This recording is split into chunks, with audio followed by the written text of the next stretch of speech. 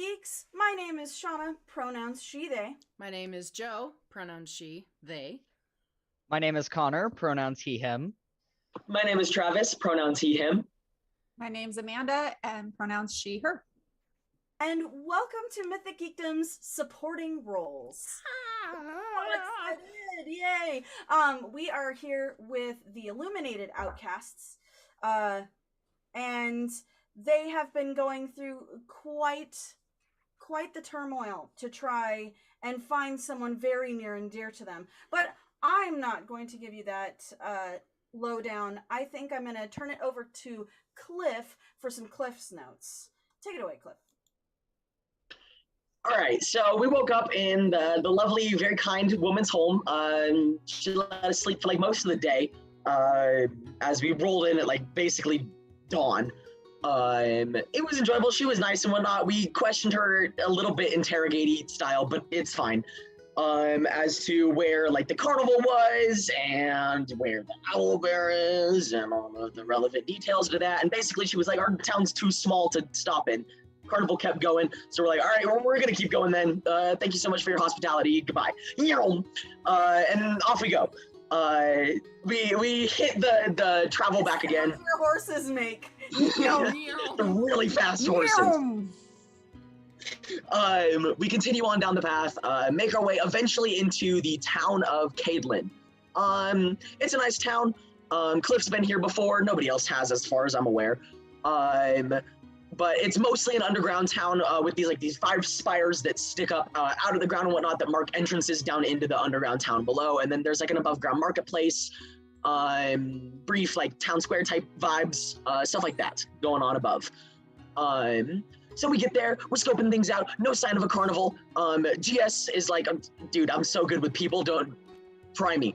And so basically finds like this random little girl who's like super hyped about there being the carnival in town. And she's talking to mom about it. Can we get tickets? Mom's like, I don't know, it's kind of expensive. GS is like, don't even worry about it. I'm an old dude now. And is not the GS we know. Talks to her, and there's like all of these cool beasts and tricks that they can do at the carnival, including like a displacer beast, plenty of your like standard events like tigers, lions, sort of stuff. But she doesn't know if there's an owlbear or not. But nonetheless, it's confirmation that the carnival's in town. So GS is like, yeah, get your tickets. Here's some money. I got all the information I need, right? And so we get that. And then we're like, okay, priority number 2, find the carnival and whatnot. And so Kara's like, I'm basically like a god when it comes to the forest. I know exactly where they are and exactly how to get to them and exactly the perfect place to hide from them and exactly everything about the surrounding that multiplies fall damage. So much. No, but I mean, he's correct on how the rolls went. I mean, that's fair. That is true, yeah. But that phrase is scary. So, we find the carnival. They're like just outside of town, in this little like clearing, almost like prep area for them. That way they're not staying in town and all of that good stuff. And then, conveniently, there's a smaller, tinier, more secretive prep place about 20 feet away where we happen to be staying. And we set up camp there and whatnot. And now our plan is we're going to do the midnight kidnap back on him sort of deal of sneak in the middle of the night, grab him. He's going to be so happy and loving to see us and nothing can go wrong with this plan at all. And we're going to give him big hugs and we're going to leave. And then if that doesn't work, then we'll figure it out from there. And you've split your party into 7 ways to Sunday. Sneaky way, the sneaky group going first, and then the other people hanging back on the encampment. Can I get who those are again? So who's Sneaky? in the team? Kara and I are team sneak, and then Okay. Favana and Yeah, Cliff and are then- team reinforcements. Yep. I love it. Yeah, I'm sneaky, I think. Mm. Actually, I have a plus. No, that's survival. Never mind. I have a +2. No. I have a +2. That's Kara not and I are bad. the +7. You don't Well, get I'm the a only plus reason why we 3. can't have Team Sneak be 3 people and Cliff be 1 is You're because plus 3 and they're gonna stuff? I'm just a assassinate me plus while I 3, sleep. but I have passed without a trace. There it is. There it is. There Yeah. it is. You and Kara I'm are plus super 7. sneaky. So I got a plus 17 with that pass without a trace. Let's go. Yeah. There's just the reality that if Thavana gets caught, it's probably going to end up with somebody pinned to a wall yelling at them, Right. "Where's our owlbear?" So let's be real. A that is recap of the plan. So Kara is going to cast Pass Without a Trace on the 2 of us for 1 hour right before we go in.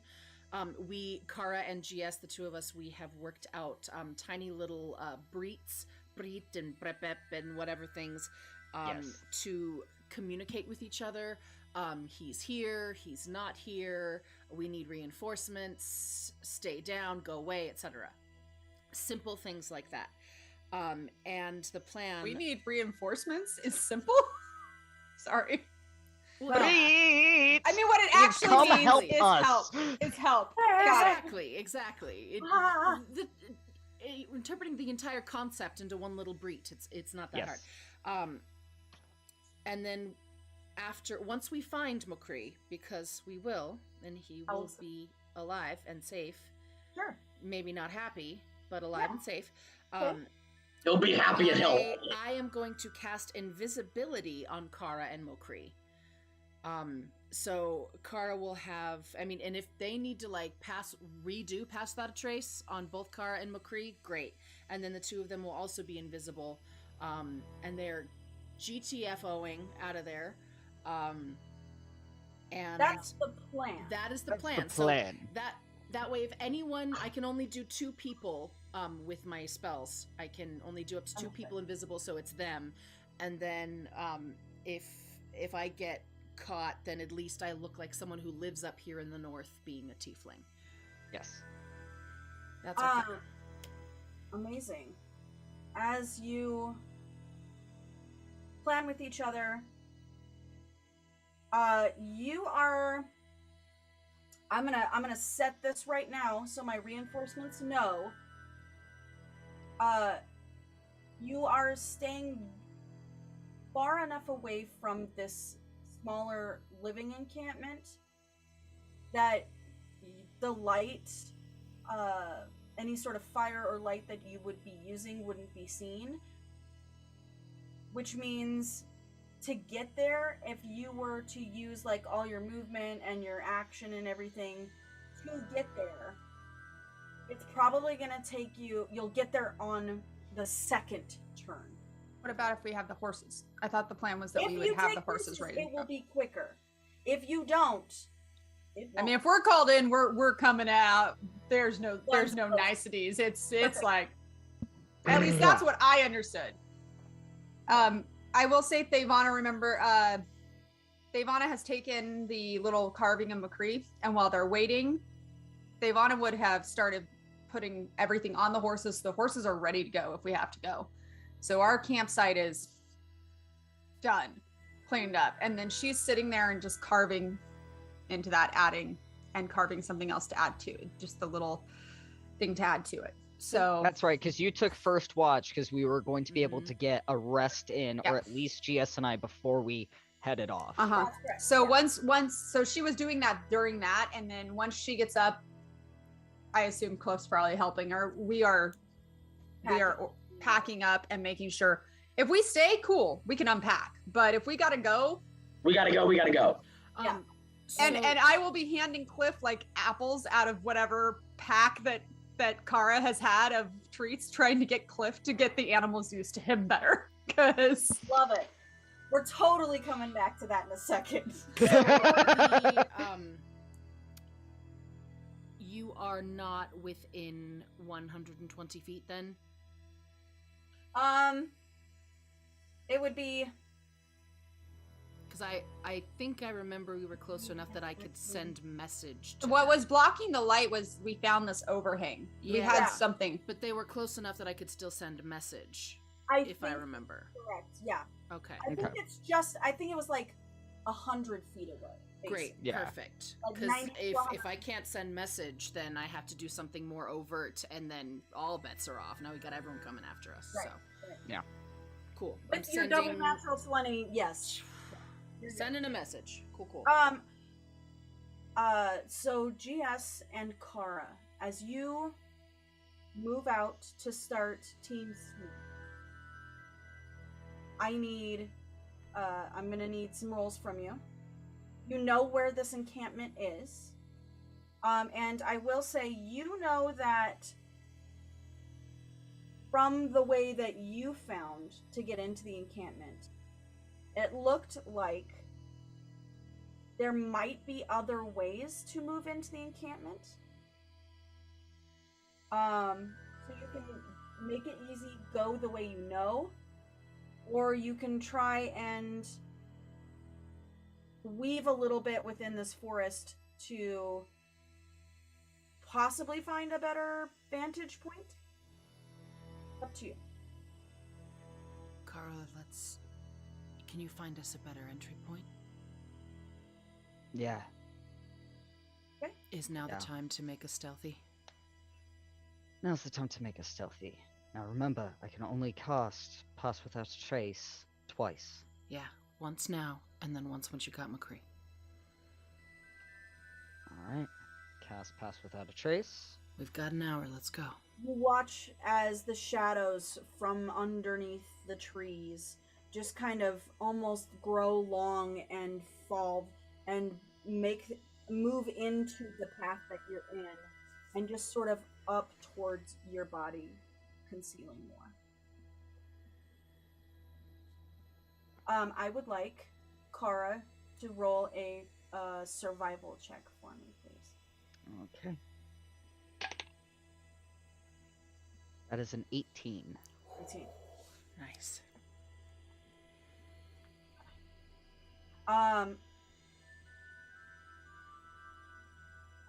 I would also like both of you to roll stealth checks for me. Mm-hmm. Natural 20. Woo! Hell yeah. What does For it bring it 30 what? to? What? That's gonna be a 37. Or no, I'm sorry, 33. And as you portal into another dimension, All of a sudden I'm in woven threads. How did I get here?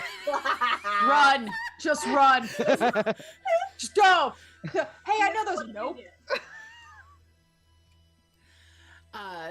28 for me. 28. As the two of you move further down, you find a rough shortcut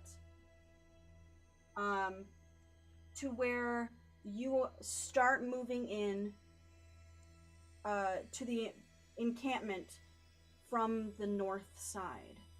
The side that you had seen previous was coming kind of from the southeast. This has more tree cover, and it seems like more of their stuff is around here. You both sort of tiptoe your way over and find a cart that has been kind of placed in front where they've kind of circled the wagons around. The cart on the side has the name of the carnival, Altera Borealis, Carnival and Curiosities. As you continue to move in here, you notice there are roughly three smaller looking tents, still very colorful and bright and striped, within this dark of night. Two of them seem closer, one seems further away. I need perception checks from both of you. That's really good. That was pretty bad. Yeah, that's a 13. 21. As you start to look down the pathway, Kara, towards where that other tent is, there doesn't seem to be much going on, although you do catch a little bit of movement over that way. It keeps your attention. However, GS, you look the opposite way at the tent that's roughly close to you. And outside of it is an iron cage that is open. Nothing is in it, but it definitely looks like something you would keep some kind of animal in, as well as a bunch of bird cages that have cloth over them. But just by the shape of it, you know that they must have birds as well in their exotic animals. Cool. Let's see. I don't know how it works.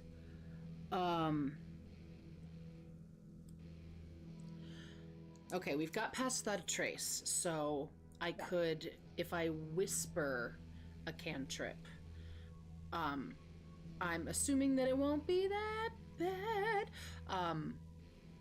I just kind of want to put a little thaumaturgy on Kara to make her smell like an animal.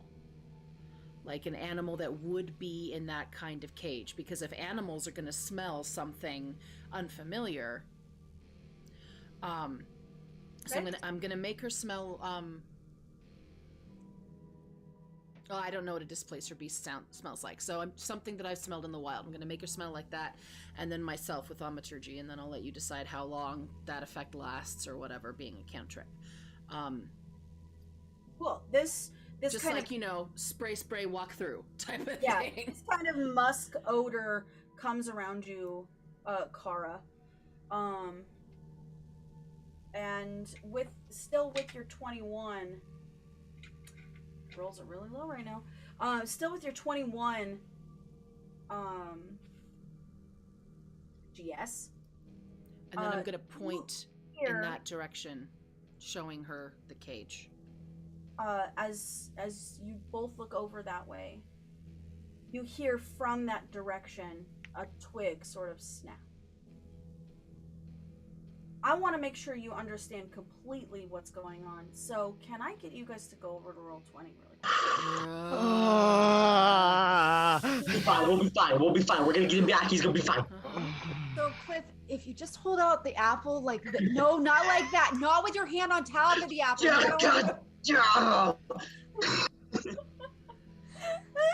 No, you can't throw it at the horse. That won't work. It doesn't catch it very well. I love it. Well, this is going to be very interesting for me to attempt to see. Yes. Oh boy. I'm going to start pinging a few things so that you can see, okay? I appreciate that, thank you. This, over here, is that closest tent. Right next to it is the open cage and the wagon, okay? Okay. The second tent that you can see is down here. There seems to be no movement coming from over here at the moment, but you did notice movement down this way towards this other tent. Okay? Other things that of note, it seems like they've blocked passages with wagons and carts. So here, the one you were at, the cart, and then over here. Those are possible exits and entrances out of this area, within this woodland area. Oh man. So I was pointing to Kara, go in that direction, but then I grab her real quick and I hold my finger up 1 second. And I just want to check in that area for any traps or anything I recognize, because I know the alarm spell. I want to see if I recognize anything like that. Any kind of magical or physical trap. Sure. Can you do me an investigation check, please? Yes, I can. While the investigation check is going, question. Oh god. Are these standard carts that you could easily crawl under if there are no traps? The one that's further south, that's at the southmost point, is more like a caravan. It's more like an actual wagon. Okay? We entered through the back. You entered through the back over here. which is more like an actual cart. So you could get under there if you needed to. Okay, but the caravan one, not so much. The caravan one kind of runs a little Okay. low. Okay. But there is more cover to the caravan if need be. Okay. Good to know. Good to know. Okay. What was your investigation check? Oh, it was an 8. An 8. Mm. Sam's fine?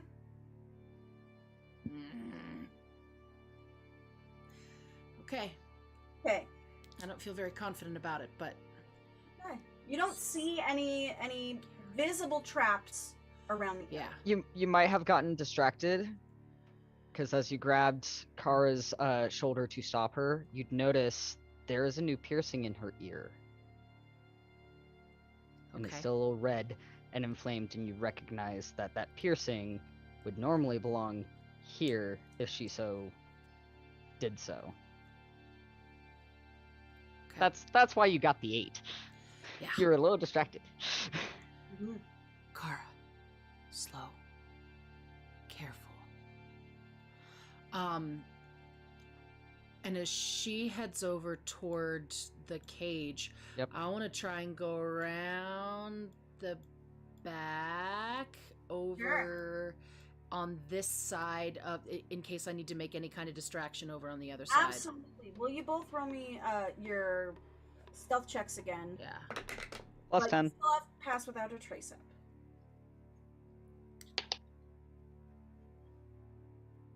28. Okay. 35? Nice. Okay. I'm remembering my old days living right outside the forest, going in all the time, playing hide and seek. Kara, you move over towards the area. The cage is willingly open. No issues, no problems there. Oh, I don't like this music. It's Now you're noticing the super music? ominous. Ominous. Ominous? The cage is open. There doesn't seem to be any sort of like food or anything within this. And Not as you even follow- Sorry, go ahead. not even feathers or traces of other animals like hair, broken off claws like a cat's does when they do the cat scratch For post. that, give me an investigation check. Holy. While she's doing that, I'm looking around for a rock, something I can throw if I need to. Absolutely. That is not good. Yeah, that's only a +1. So that's gonna be a 7. 7. Nothing in here that you can see. Although you can hear a little bit of shifting in the cage, in the bird cage above it. But this seems to be the only big cage to hold bigger animals in, at least around here. As this is happening, GS, you sneak around the other side of the tent. Moving forward, you see a rock on the ground and grab it. It's about the size of your palm. Great. And about this time, you hear a shuffle. And the shuffle comes from around the cart. Comes a younger looking figure. Halfling boy. Probably 11, 12. Vest with like fringe coming off of it. It's sort of like this patchwork fun. Very big poofy pants and shoes. He's kind of crouched as he comes out from behind a cart. He just goes, now, let's move over. What? Oh my god. The other group, really quick. You two, while you're here, are not sitting within this ominous music. Are not. We're having a great old time. You guys are having a great time. you have set up, you're just latching the last few things on the horses, getting them ready, making sure all the bags and things are secure, the saddle's secure. You have an apple in your hand, Cliff. Cliff, during the entirety of the packing, has been keeping like a wide berth around the hind legs of these horses, knowing just the danger. Beautiful. So, just Pan, like that. And try to think calm thoughts. I don't know. calm thoughts. That's not calm. Go ahead and roll me an animal handling check with disadvantage, please. Got you covered. Okay. Haha. 0. Dirty 0.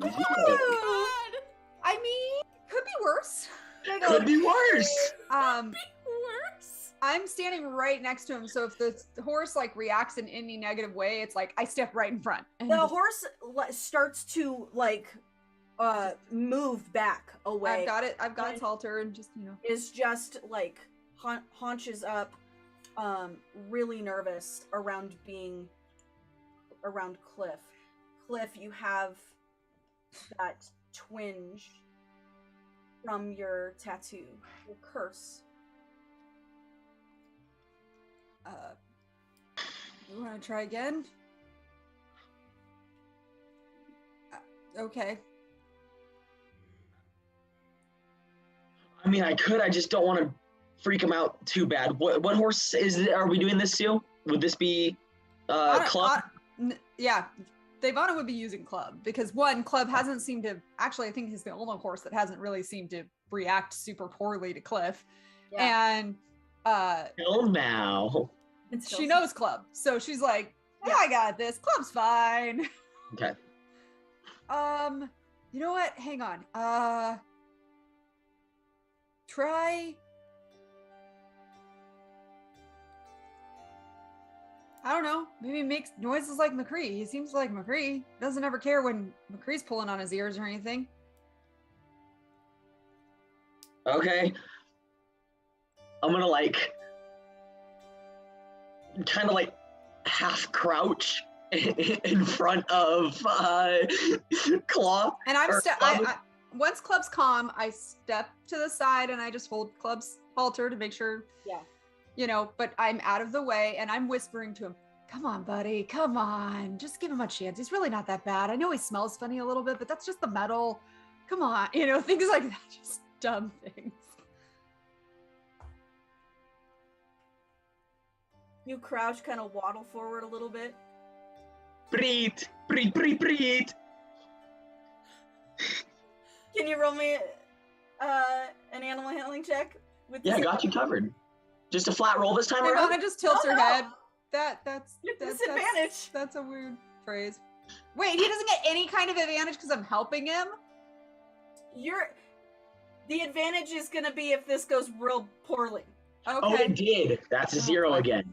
God damn it, Cliff. But it's not a natural one. It's not a natural No, one. we're getting one off from a natural one every single time. Okay, all right.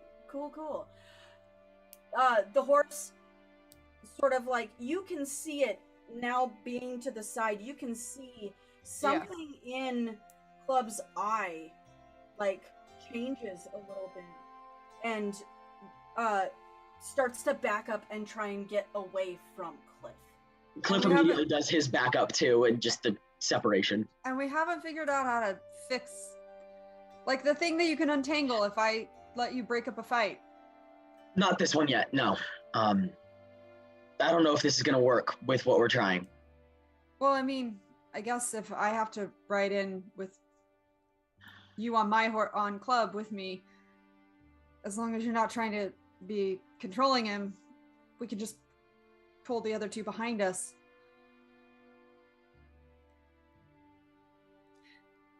Maybe You if know Club what? Hang on. to, And I'm gonna holding Club's rein, Mm-hmm. which I'm gonna argue I've trained Club at least a little bit to handle being, around things. Months with this. Yeah. Yeah. And I'm just gonna walk over and just like, hey, bud, look, watch, he's okay. I swear, he's okay. And just, head to his nose and all that bit. And then I'm gonna walk over to Cliff, and I'm just gonna give Cliff a big bear hug and like pat him on the shoulder. And then I'm gonna turn Cliff so that his back is to Club, and keep like hugging him and like pulling Club a little closer just to see if Club will like, give the whole, horse nuzzle, like seeing that I'm there and it's my scent is on Cliff now. That sounds weird. I got you. Sorry, GS. Go straight roll this time, Cliff. All right. This time you'll be able to do this for right now. Third time's the charm. 14. We'll take a 14. Hey! Oh, that's so good. So it takes a little bit of time, but you're moving up closer and closer, and you're like, this is Cliff. It's okay. He's good. He's fine. He knows McCree. Did you hear him before? He knows McCree's language. He, said some terrible things in McCree's language, but, he knows what he's saying. We're good. We're homies. It takes a little bit of time, but finally, Cliff, you, while still in this bear hug, which is an awkwardly long time to be in this hug with Thevana, you feel Thevana's arms around you, almost in a stronghold, and then you feel the nose of a horse just at your back for a second. Just kind of brush up and hit. And I'm gonna reach into my pocket and grab the apple and like slip it into Cliff's hand and just go, just reach back, just slowly. And with the 14, it seems like Club takes the apple and is looking at and really seeing Devana. But this interaction is not necessarily lost, since there is a few scents going around. So maybe you just have to approach them with walking backwards. Maybe they just don't like your face. I mean, no offense, it's a fine face, but I'm just saying, maybe that's Hey, the I don't know problem. how it works any more than you do. And as you discuss this, GS, Oh, yeah. you Oh, see boy. Smallface.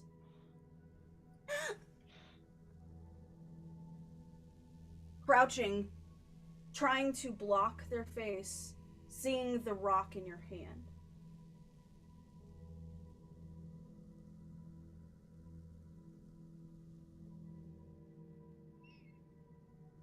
I'm gonna smile, the devilish little smile, hold my finger up, and I'm gonna just hold up the rock, but close to me, and I'm gonna point to it, and I'm going to mouth.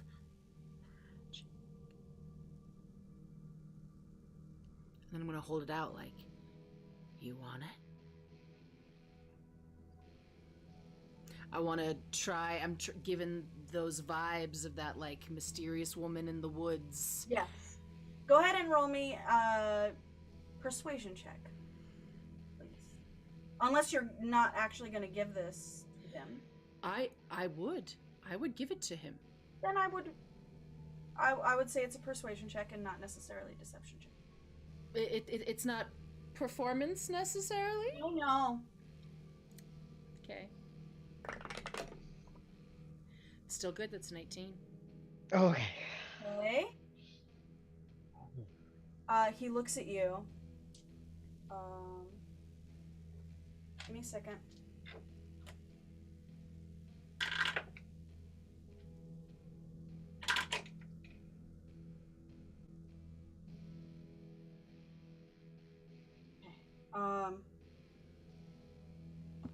Looks at you and goes, kind of clenches his jaw and goes, and puts out his hand. I'm going to say, still very quiet, keep it, but be secret. Tell no one, or the magic will fade. Do you still want it?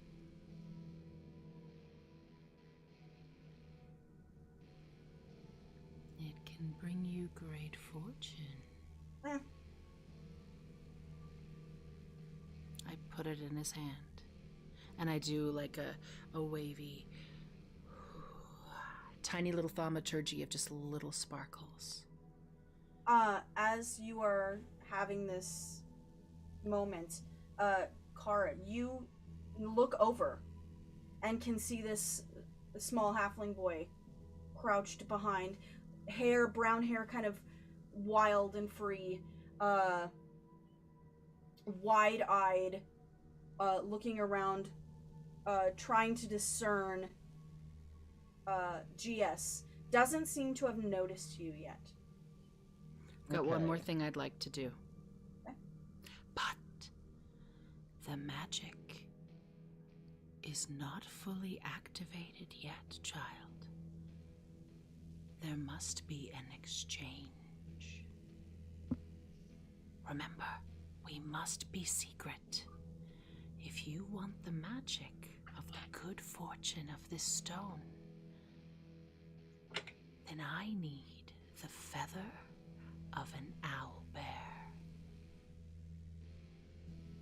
I need you to roll me a deception check with disadvantage.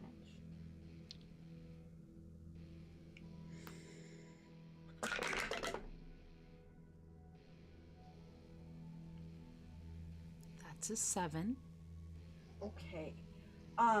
You say this, and you say there needs to be an exchange.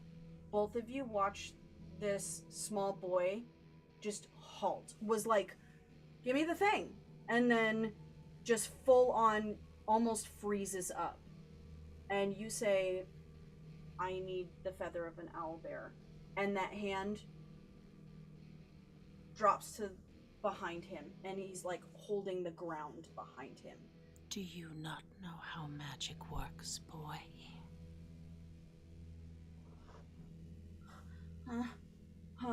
And no insight needed. He looks frightened now, terrified of you. Kara, you see the flap of that tent start to lift.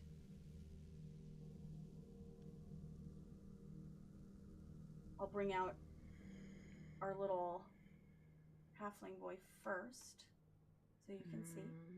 Okay. The one that you are currently talking Cutie.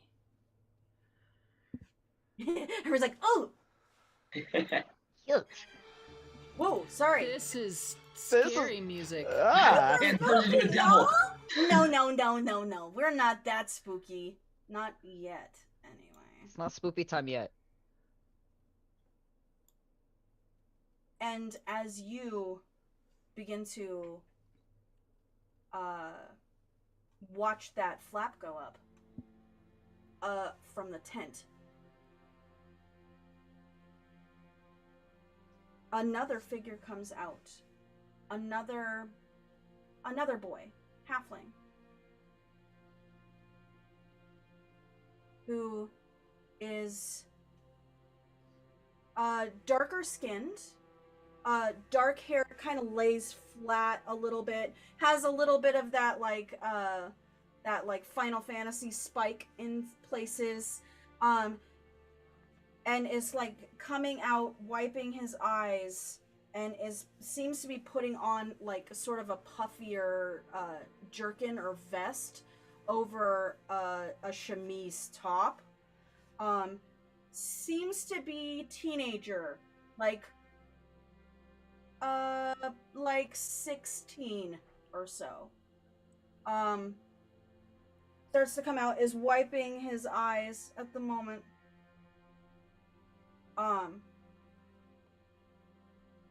Is going to look up. Yeah. And sees GS next to this young halfling boy.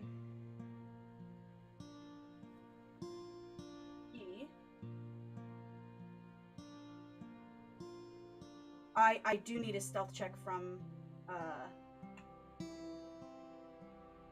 Kara as this teenager comes out and is almost directly on top of where you were about to walk.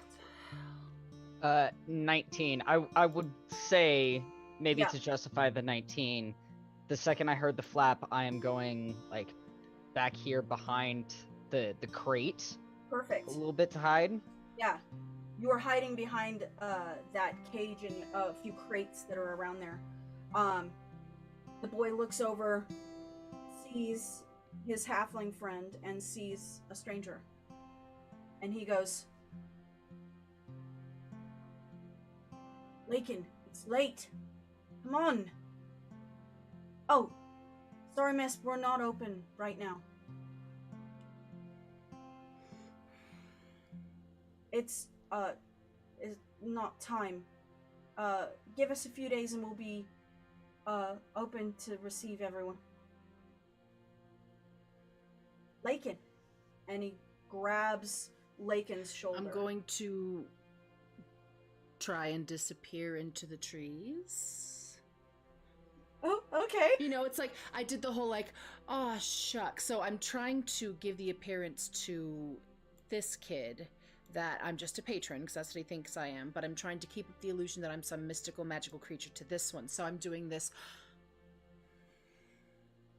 And then put my head down and kind of turn away. Yes. Looks like I'm walking away, and then just kind of whoosh, Okay. behind the trees.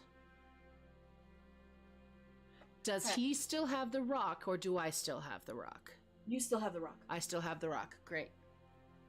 Kara.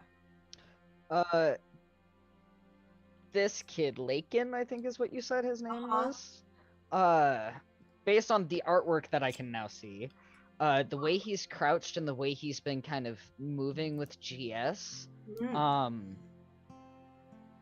would that movement look similar to any animals that I have seen in the wild through my travels? That's what I was thinking. Give me a nature check. This And you ought were to go thinking well. the same thing I was thinking, Connor. Yep.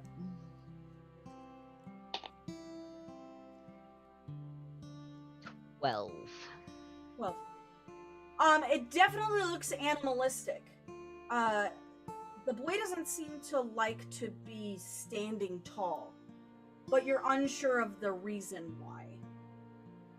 But the way you can see that, like, it's very almost Tarzan-like in ways. Okay. And you described his hair as light brown. Have I seen his eyes yet?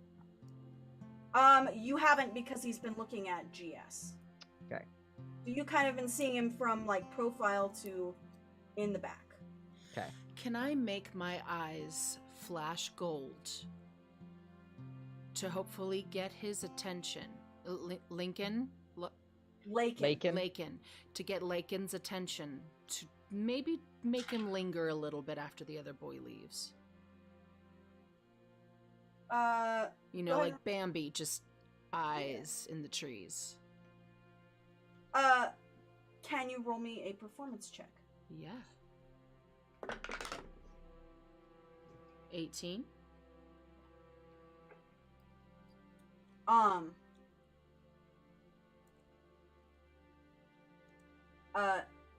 It seems like he's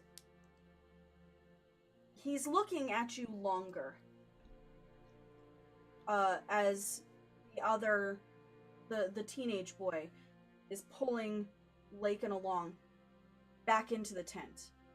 But he keeps saying his name. Lakin, come on! Come on! And this halfling boy is not breaking eye contact with you. Before he leaves, since he still has eye contact with me, I just want to hold the rock out so he can see my eyes and he can see the rock. And I want to cast Animal Friendship and see if it works. Okay.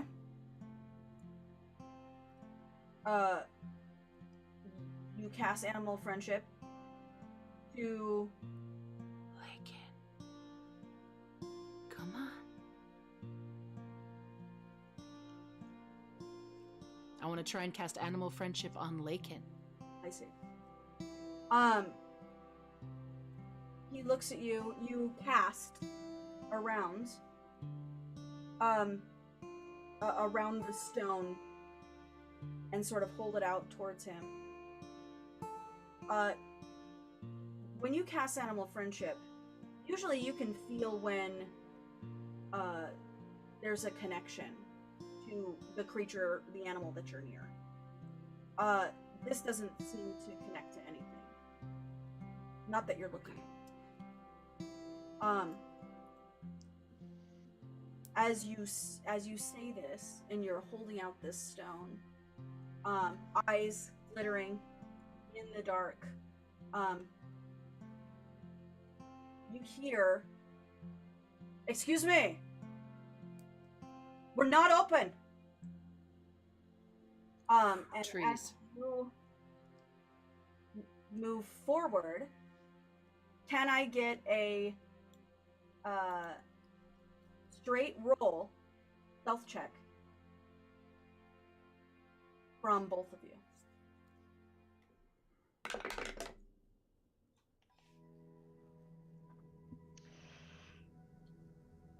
Still with Pass Without a Trace, so that is a 27 from me. 25. And I want to have made my way to the backside of this tent with that stealth check as well.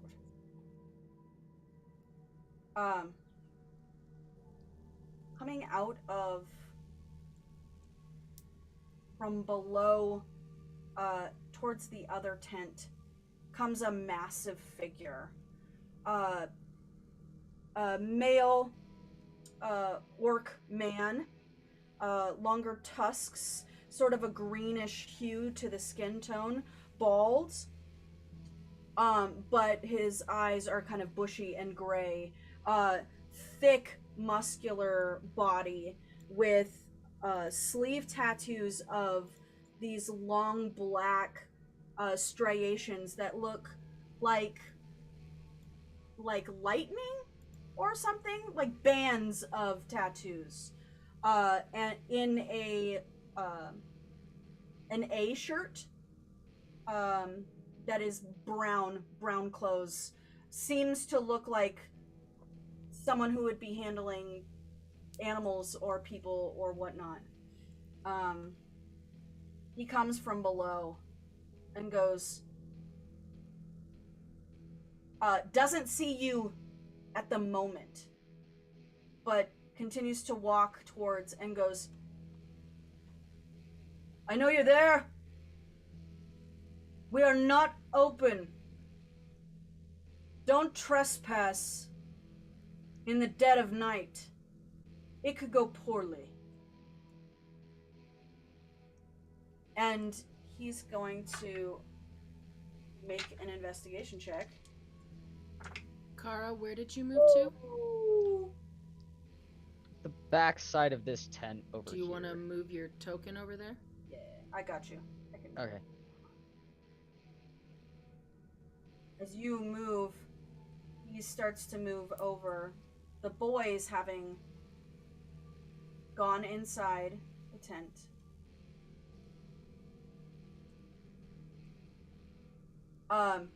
he starts talking. It's quiet for a second. And he goes,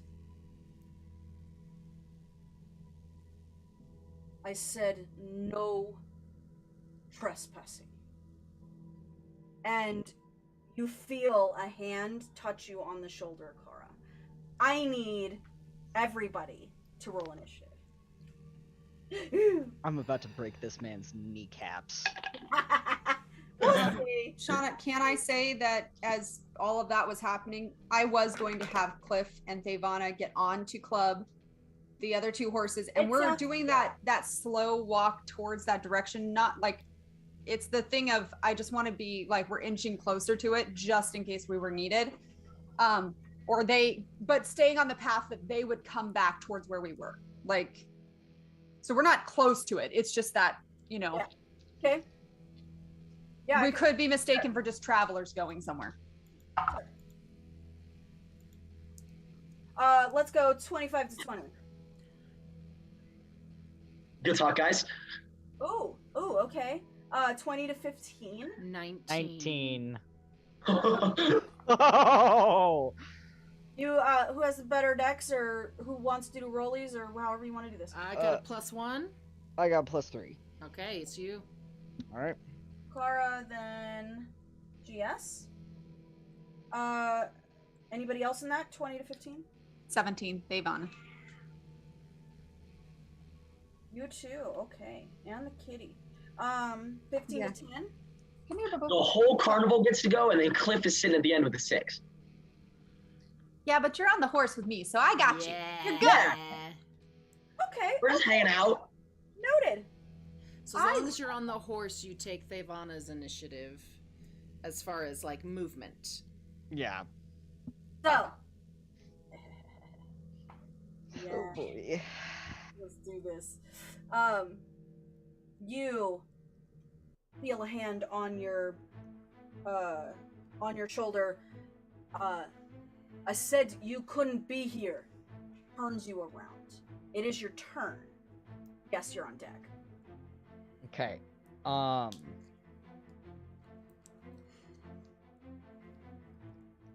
I am going to. Nope, they're a higher CR, so I can't do that.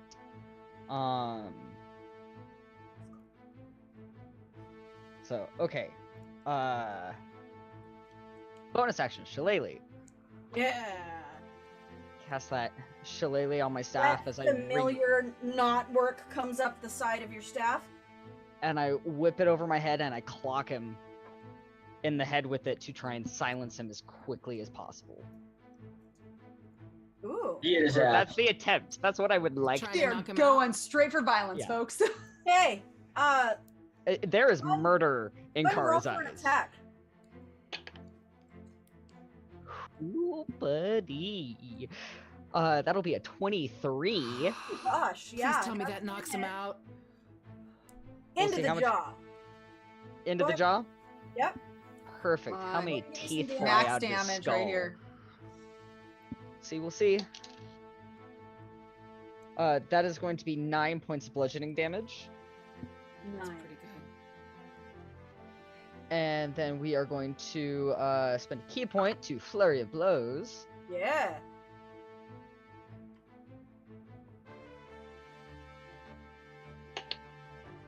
Which is going to miss.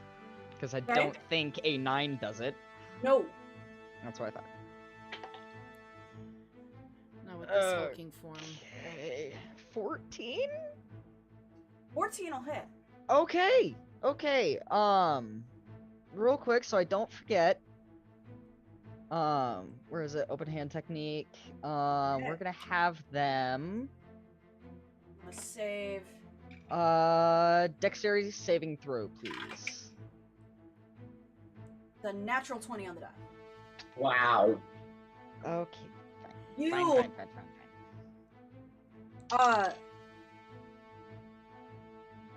you smack into this guy right in the jaw.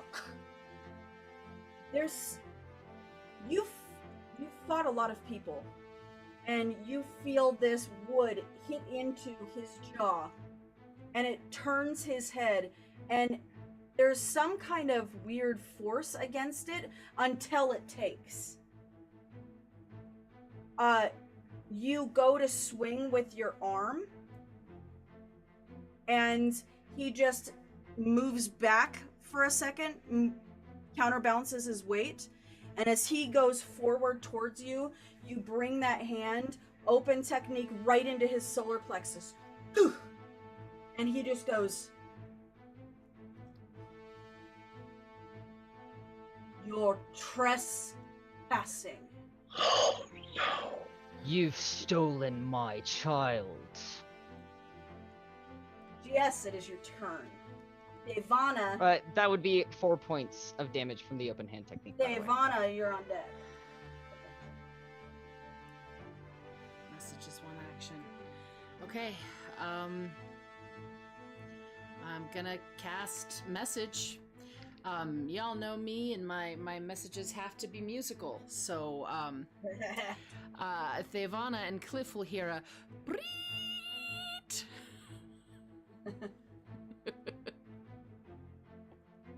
Yes, just say they're in the shit. I think they're in the shit. Let's go. No. Oh no, it's again.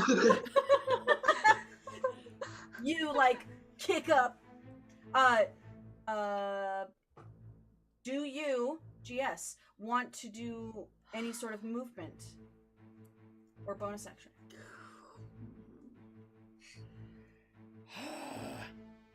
Man, I would love to cast another spell because this was a cantrip, but that took an action, and I don't think I have any bonus action spells. Like 2 other things I'd like to do. I don't have time. Okay. Ah, You want to move? yes, I'll move. Yes! Gonna Move away. move on the behind this cart. Okay. Understood. Trying to be stealthy. Super stealth. Like he knows I'm here, but maybe he doesn't know where I am now. Yep, and you still have pass without a trace. Granted, how well has that worked out for us this go? Well, the kids didn't have pass without a trace on him. The kid was calling the other kid's name, and that's probably what lured him there. Yeah, but I rolled a 28 on my stealth, and Yeah. he still found me. Yeah. Devana. We cut to you guys on the horse. You're using your movement. Yeah. Yeah. Yeah.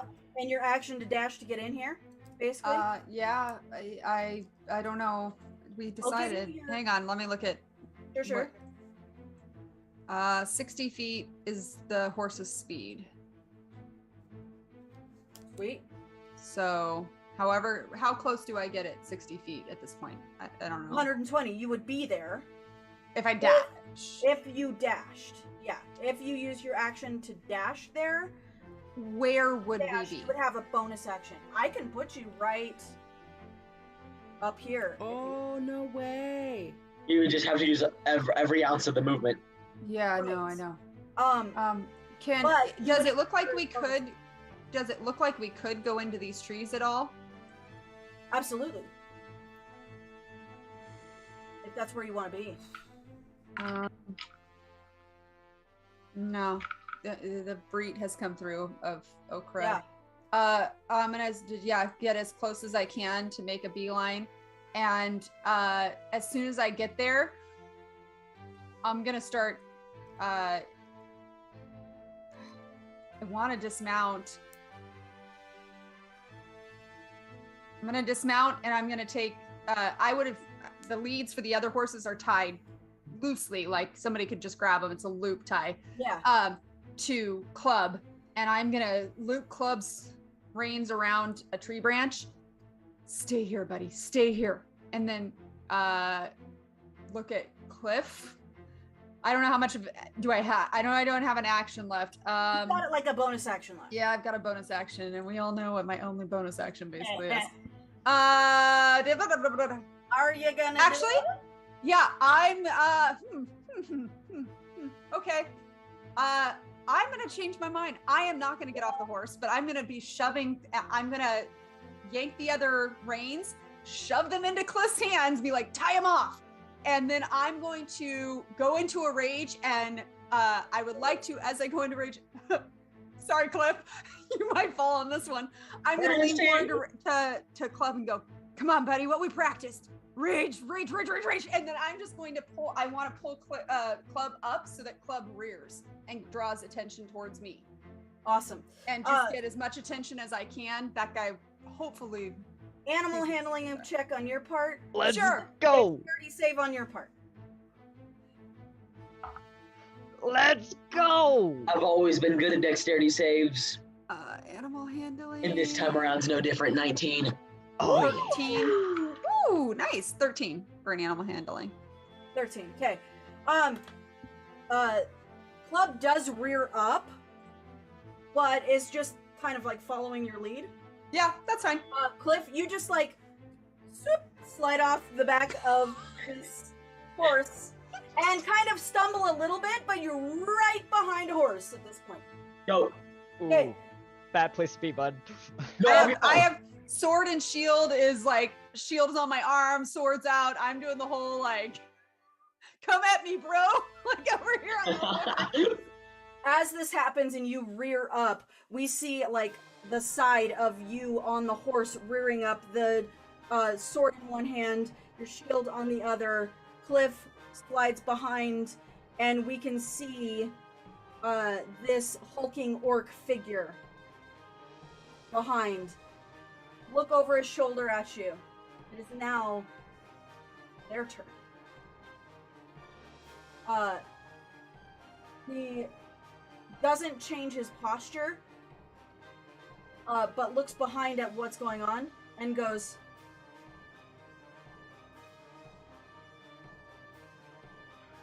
I suppose this will happen then. If that's what you wish. And you watch as the striations around his arms grow and multiply up his body and onto his face as his face becomes furry, and the ears go from being orc ears to the side, sliding, moving up into ears on top of his head, a small muzzle coming out, and you see this man transform. Hold up. Oh, so sorry. Break contention here. You see this man transform into a were-tiger. Elpits again. Hello, sir. He immediately goes, "We don't like trespassers," and is gonna take 2 attacks at you, Clara. Yep. Woo! Yeah, two claw attacks. One is gonna be 20 to hit. Hits. The other's gonna be 19 to hit. Hits. Okay. Woo-hoo-hoo. Okay. Cool. You take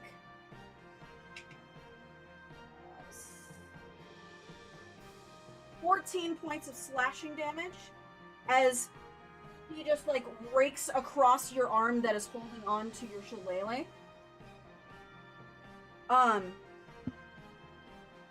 And he sort of grabs your shirt for a second, pulls you in close, and goes, "I don't have anything you need or want," and shoves you away.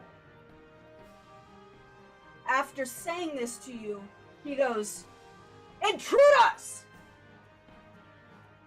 And coming from the tent, a tiefling woman comes out. And hearing that, like, howl of pain, a woman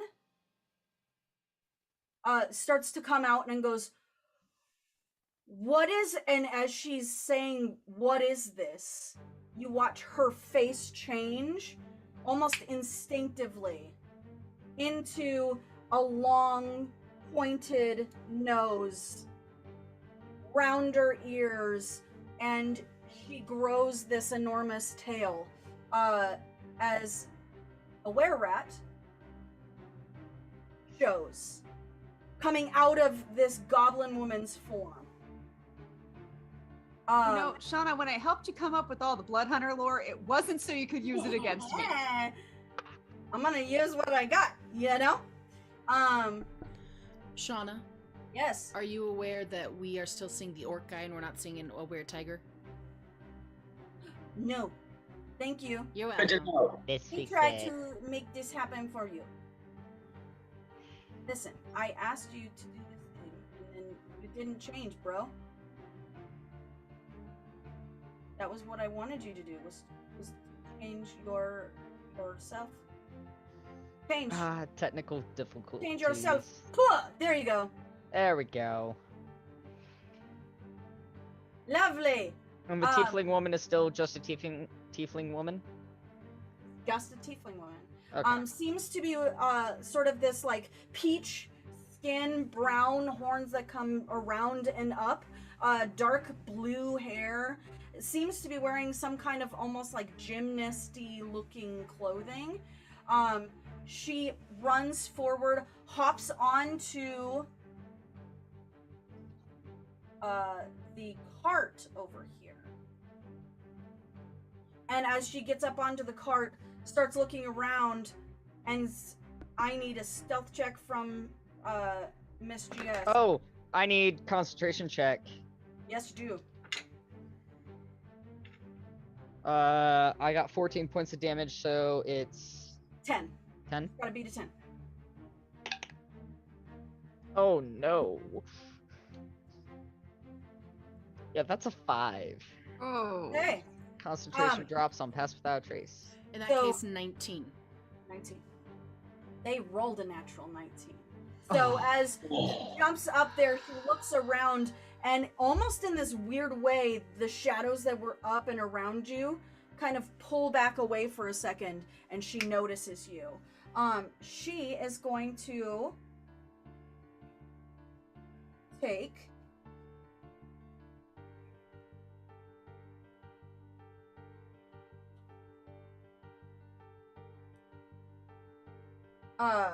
cool. She's going to look into the cart. See a sort of like almost clay jug. Huge clay jug that must have something in it. Grab it and is going to swing it to try and hit you, GS.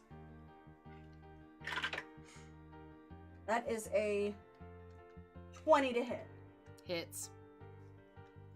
You As she's coming to hit me, I'm gonna say, no, wait! And then get hit, obviously. You take 3 points of bludgeoning damage as this clay pot just like clunk into your shoulder.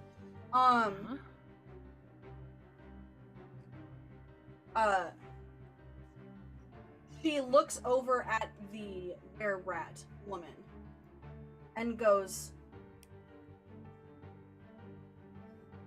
"We have some kind of intruder!" And the other woman is gonna come up, now seeing where you're at, and is going to take some attacks at you. Wait, I love it.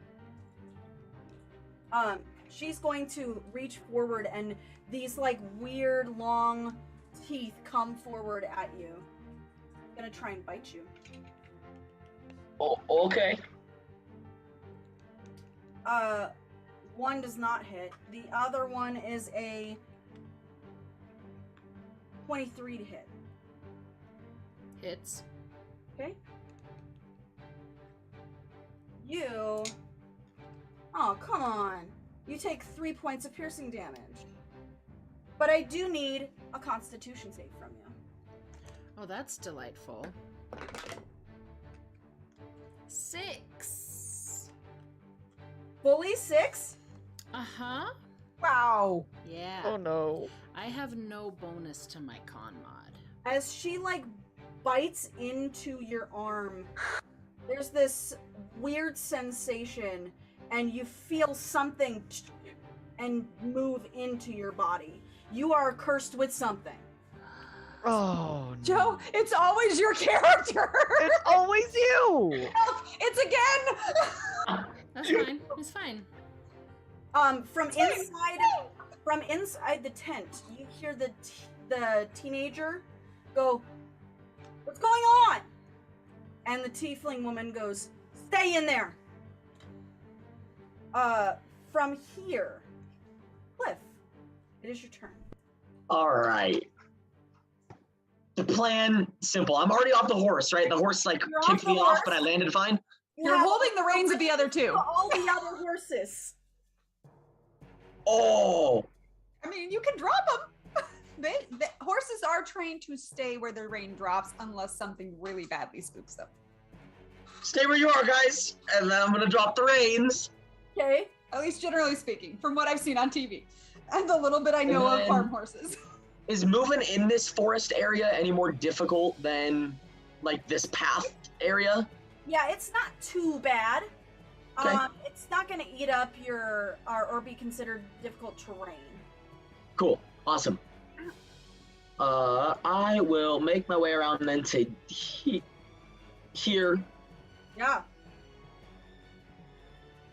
No, I lied to you. I lied to you just now. Don't listen to me. Okay. No. Not like I ever do.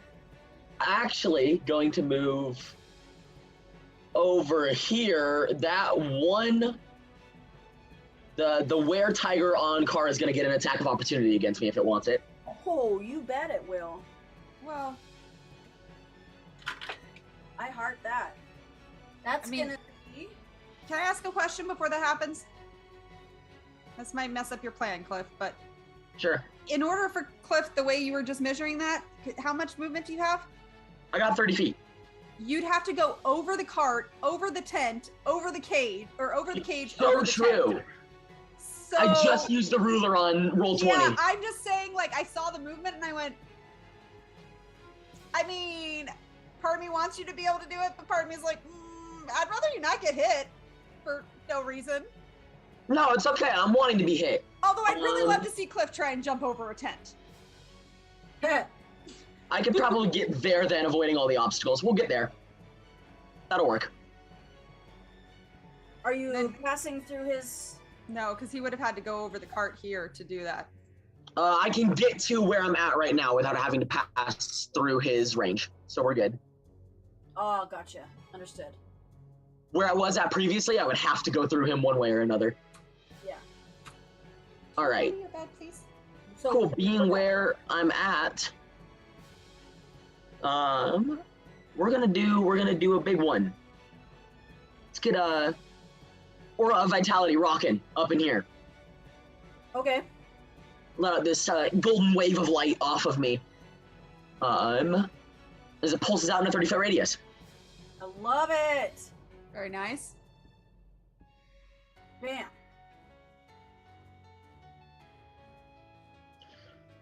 And then that is my action. I don't have any cantrips for my bonus action. Don't got anything else I can do, so I cheer you on, you guys. You got this. Cool. As you... Okay.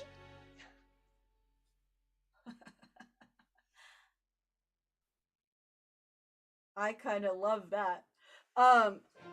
As this light comes off of your sash, emanates out, the camera sees you with your face in the sash, just illuminate the area, and from behind you, coming from the tent and above your body, is some hands. And those hands reach up and grab you around your throat. Can I get... Gotta see how this works. Can I get an acrobatics or athletics check from you? Is this a reaction or is this... Nope, this is their turn. Okay. Moving on to whoever's doing this. That's an 8 on the athletics. So cool. I love that. An 8 sounds good. An 8 doesn't sound like that would be a hard thing for me to do. Yeah, but what if it was such a hard thing for you to do, though? We'll find out.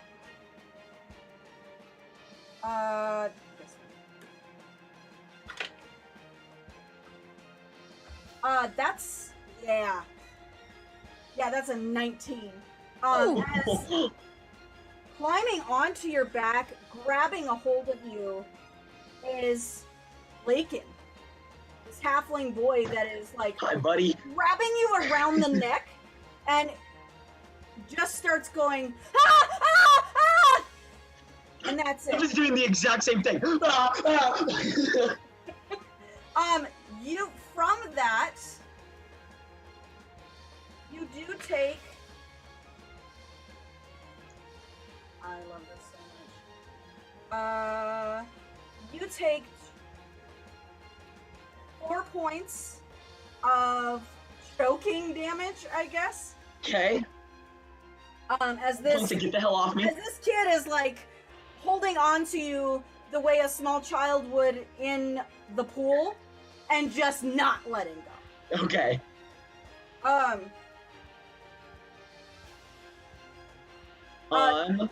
You hear that tiefling woman go, "Damn it, I said stay inside!" I just barely keep my concentration up on Aura of Vitality from that too. Oh. As we see her, it moves past that tent and over to where the were-tiger is standing, looming around Kara. Kara, it is your turn. GS, you're on deck. Give me what you got. I'm going to look up at this tiger, blood hunter, something, I don't know. I'm gonna look up at his face and go, there was an owlbear outside Fanhaven, and you took him. He is my family! And at that family, a boom emanates from me. And I swirl my hands around holding my staff and I push forward, and Thunder Wave is cast. I need a Constitution saving throw. Or at least I think it's Constitution. Let me double check that. Hell Yeah, Constitution saving throw. And a loud boom goes 300 feet emanating from me. Con save is a 16. 16, and my spellcasting DC is... Oh, he just saved. Oh no! He takes half damage. It's fine. He takes half But damage. he's not pushed away. I don't think he gets pushed. A wave of force sweeps out from you. Each creature in a 15 feet cube originating from you must make a Constitution saving throw. That On a includes... failed save, they're pushed that 10 feet includes away. Cliff. Oh, that includes Cliff. Yep. Well, I would angle it because it'd be a 15-foot cone? cube. It's a cube. It It's a includes cube. Cliff. Is it stationed off of you, or can you reposition it? I think It emanates from you. Yeah. So It Oh, includes- you all are it in 15 includes, feet. Yep. Cliff, the tiefling, I'm just out of and it. me. all right, let's make some more con sorry, saves. y'all. DC Oh, I 15. love it. D to 15, y'all. Natural 20! Yeah. The natural 1 for the tiefling. A fail for me. Damn right. Oh, and tiefling. Lakin. Oh, Cliff. And Lakin. Lakin's attached to He's you. on my so back. just Where is he go. at? If Cliff's pushed, then I assume he'd get thrown too. Because he's on Cliff's back. It's a con save. Yeah. 16. Saves.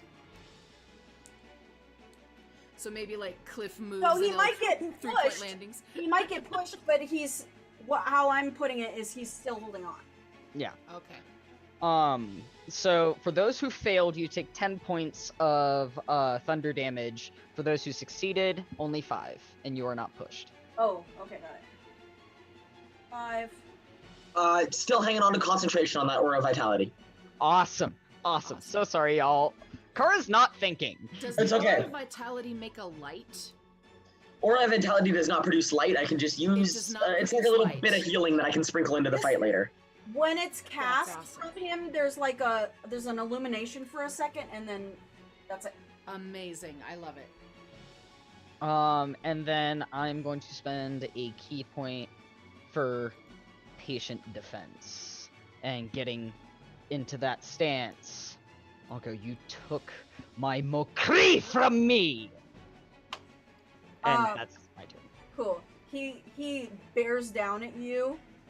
Tigers down at you? Whatever. He bears down at you and goes, and looks at you and goes, I don't know what you're talking about. With that grin? Yes. Yes, it is your turn. Thavana, you're on deck. Cool. Bonus action disengage. Okay. Running over Disengage.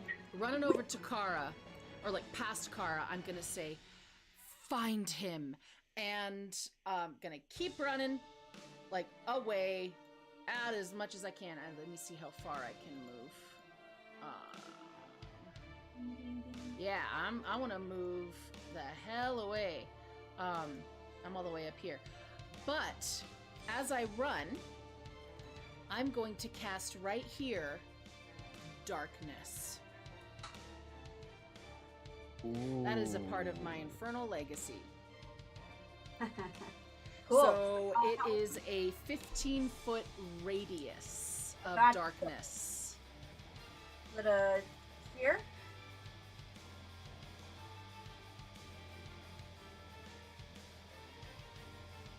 This? Yeah. This Right here? here. Is it a sphere? It is a sphere, yes. Bam. Not from me. It doesn't come from me. Ah, Comes from what? here. You're making it harder? A little bit, sorry. Well, I can put myself here so we know where it is, but I wouldn't be here. I'm up here. It's okay. I can put another Yeah. count. Okay. Just give me a second. Darn spells making the DM's life more difficult. Always. Ooh. Ding. Please tell me where you'd like it. Here? Put it on this one then. Cool. 15-foot radius. Bam. We'll take There it you off go. the roll. That's not what we meant. Bam, bam. Darkness. Cool. And I am going to, right before I run away, like when I'm here, find him, and I'm gonna shout, Breet! And I'm gonna run, and then I'm gonna, once I move out of the way, I'm gonna stop shouting, in hopes that I can't be found as well. But while I'm still in view, right before I cast darkness, I'm shouting Mokri's cry to see if he hears us, if he finds us, if he calls back, anything. Okay. That's my turn. Yes. Something that I forgot on my turn when I said Mokri's name very loudly. Yes. I want to glance over at Lakin. Can I make an insight check? Absolutely, you can. Okay. I was like, before the darkness happens, I need to find out. I need to know.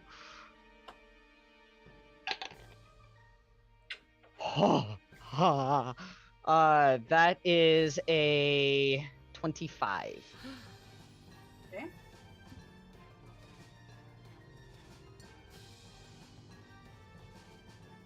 Okay. I'm gonna send you something. These whispers are brought to you by Geek Grind Coffee.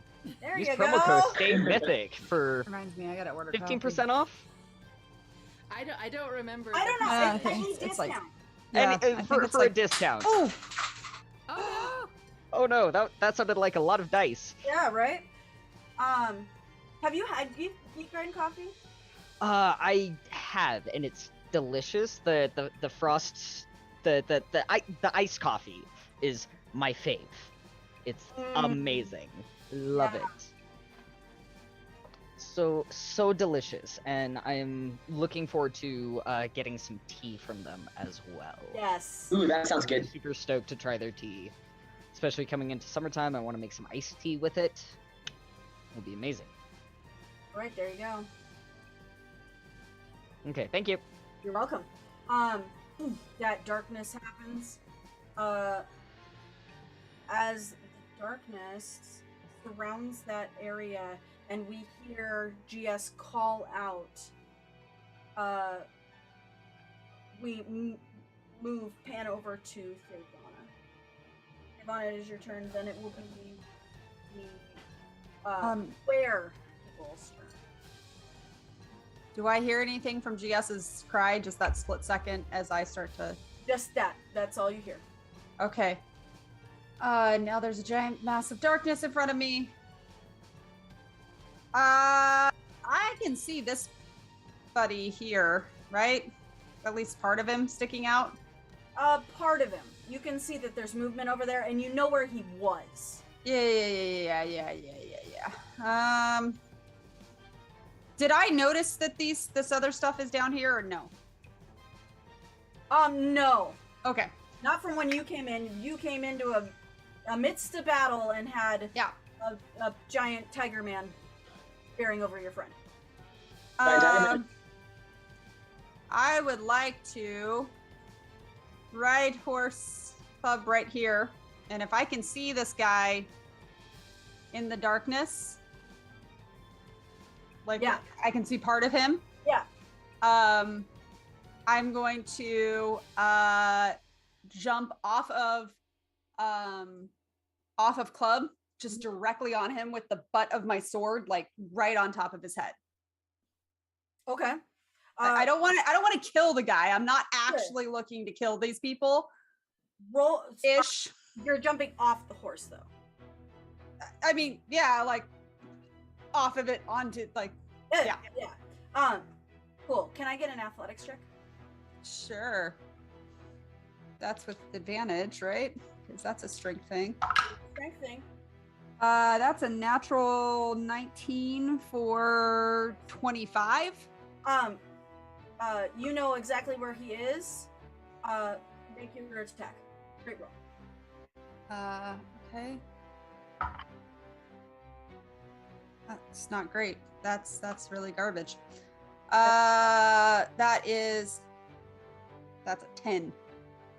It didn't even roll. It just fell. You hit with the butt of your sword. It purchase, but he doesn't go down.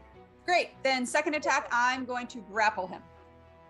Okay, let's go. So that is a strength check for me, right? Yeah, it's a contested. Or is it athletics? Athletics? Yeah.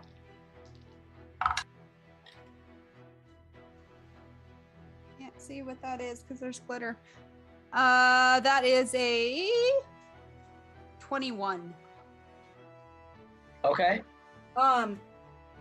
As you come forward to grapple him, he rolls his shoulder, grabs the back of you, rolls you in front of him. Okay. Perfect. I'm going to look him straight in the face and go, "Don't make me kill you." A little hard to see him as he's... That's fine. I know generally where his face should be. Yeah. Wait, when he pulled me in front of him, wouldn't that put me in between... you into the darkness, yeah. But wouldn't that put me in between him and Kara? If that's the way he was facing? He felt you coming over and turned his body to move you into the darkness. Do I still have any grip on him at all? I know I don't have him grappled, but like, the part of him that I grabbed a little bit. Sure, yeah. It's right in his face. "Don't make me kill you. Go." And the go is actually for Kara. Okay. While I have his attention. And I know I can't see anything, but I know she was there. He goes, "You're the one trespassing. You're the one stealing our family." And I shield it. I shake off of him, shield in front of me, and my eyes are cutting Cora's direction, even though I know I can't see her. Fantastic. He's gonna make those 2 attacks at you. Perfect. He is in darkness at you, so this is at disadvantage.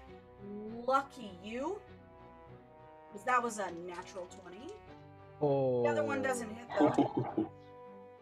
Son of a gun! Another natural 20 that I can't use. Oh! That Get makes them all me out right now. mad. Cool. But doesn't 19 hit you? It hits me. Shield. I want to scare the crap out of this guy. And as he comes at me with the claws, they just skid across. You see this blue that mimics the color of the stone. Yeah. and it flares from her shield arm up around the shield and around her. I said, go! And holding her ground. Perfect. We hear go. And we kind of follow the sound for a second into and Cliff, it is your turn. I kind of love this kid.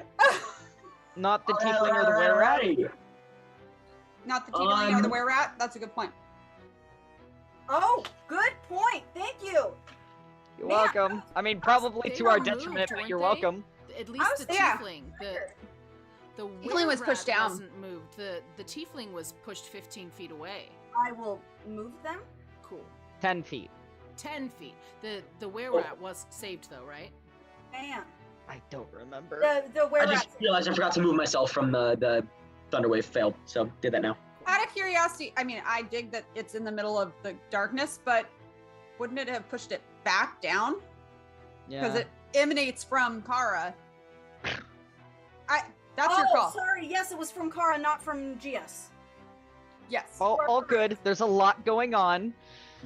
Yes. I mean, it works out better if it's in the darkness, so I may have just shot us in the foot, but to be fair. Hey, playing honest. Playing honest. I like that. I like honest players. Heck yeah, she is. Were-rat's gonna skitter past. Going to skitter right past you, but not leaving your range there, Kara. And it's gonna try and keep biting at yes. Gotta be on the right thing. Thank you. 7. Yes. Yeah, 7 does not hit. No. Okay. Does 17. Yeah. Ah. My tiny little were-rat's doing a little bit of damage. That is 5 points of piercing damage to you. Cool. Yes. Great. I love it. And as you get bit again, there's this moment you kind of feel the hairs on your arm start to grow in a weird abnormality quickly Awesome. as it starts to move up your arm. Gross. I hate this. Okay, cool. Of all the were creatures I could be. Okay. Yes. I mean, technically, in our way of doing things, that doesn't necessarily mean that's what you're turning into. My- I mean, this is a slightly different scenario, so who knows? But I'm just throwing out there. Tiefling is going to start moving away from this situation. And gets to about here and starts yelling and going, "Where the hell are you?" And lumbering from different areas.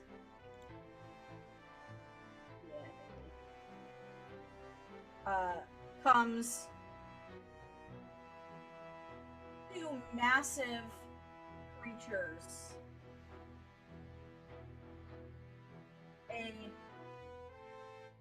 From the south, a boar up on its hind legs starts moving forward towards the tiefling. And coming forward and entering into the darkness, and will make these attacks at disadvantage. Looming, you hear the sound of like branches breaking and whatnot as you hear, "I'm coming!"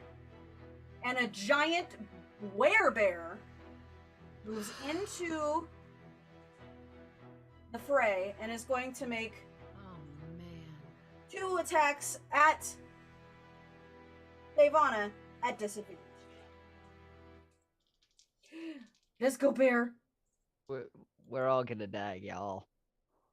Hey, that's a great way to go. This is not looking great right now. Yeah. I At mean, disadvantage, so that's I'm not the talker here, folks. So, Nope. 20 to hit I'm on it. yep, hits. and 23 to hit. With disadvantage, dang. All right. Yeah, Yeah, hits. rolled a 16 on that disadvantage. You get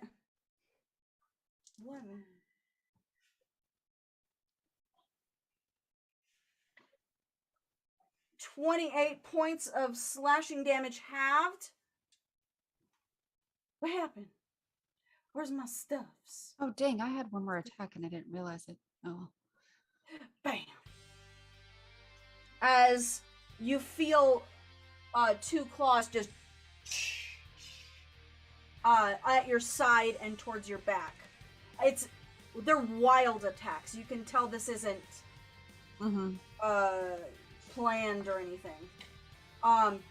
As you kind of for a moment see the face of a bear, big old grizzly, in your face as it moves back into the darkness, further away, not totally far away, but not totally in your face.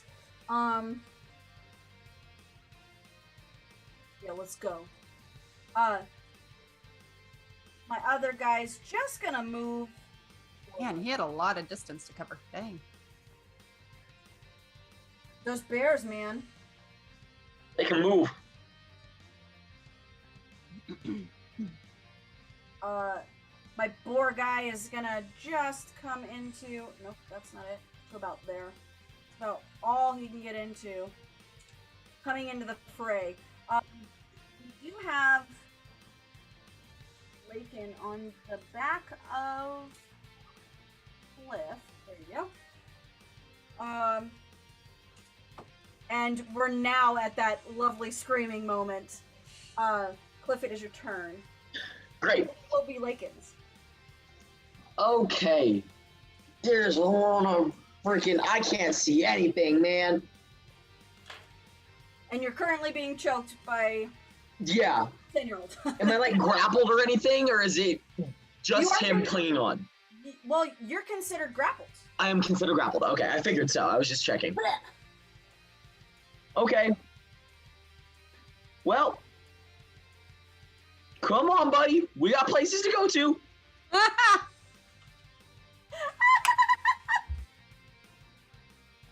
I'm gonna move to right there, stumbling my way in the darkness. Okay. Guys, where'd you go? And then as I'm doing so, quick party health update. How is everybody looking? I know we've been taking some big hits here. Okay. 32 out of 46. Okay. Yeah, 63 out of 77. Okay. Kara, you get a 2d6 healing. A bam. I appreciate Bang! it. As this Go ahead and heal 15. I will be back up to full. Sick. Hell yeah. aura of vitality just soaks into those markings that you've made. I almost hold out my sash and let just like the light flare out and just attract its way to Kara, given I don't quite know where she is right now. Perfect. And then for my action, do I want to do this? You want Do I want to do this? You want to do this? I want to do this, I guess. Okay. As that light pulses out, and some of it shoots off towards Kara, a larger mass begins to form in kind of the center of all of this going on.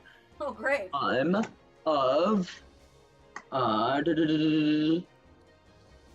Making sure I know the size. Okay, cool. Yeah.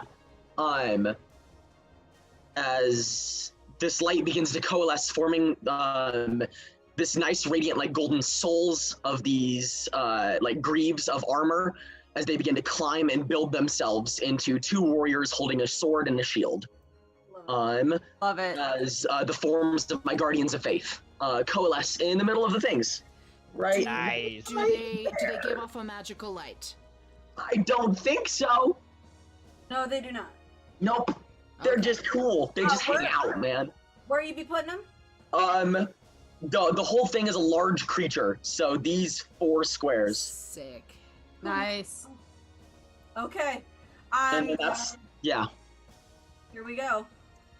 I don't have that token ready, so we're gonna use BAM! Perfect! That's Damn. amazing. I summon a galaxy. It's so cool. Okay. As Guardian's form. What else? That's it for my turn. That's bonus action. I don't feel comfortable moving very much. I'll move 1 up further, and then that's my turn.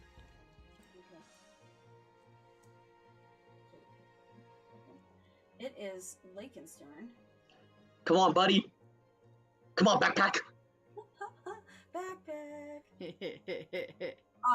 As you start like stumbling out of the darkness, Lakin just goes and is like pulling on your throat. You take another 3 points of just choking damage from our friend here. Ouch. He is going to spend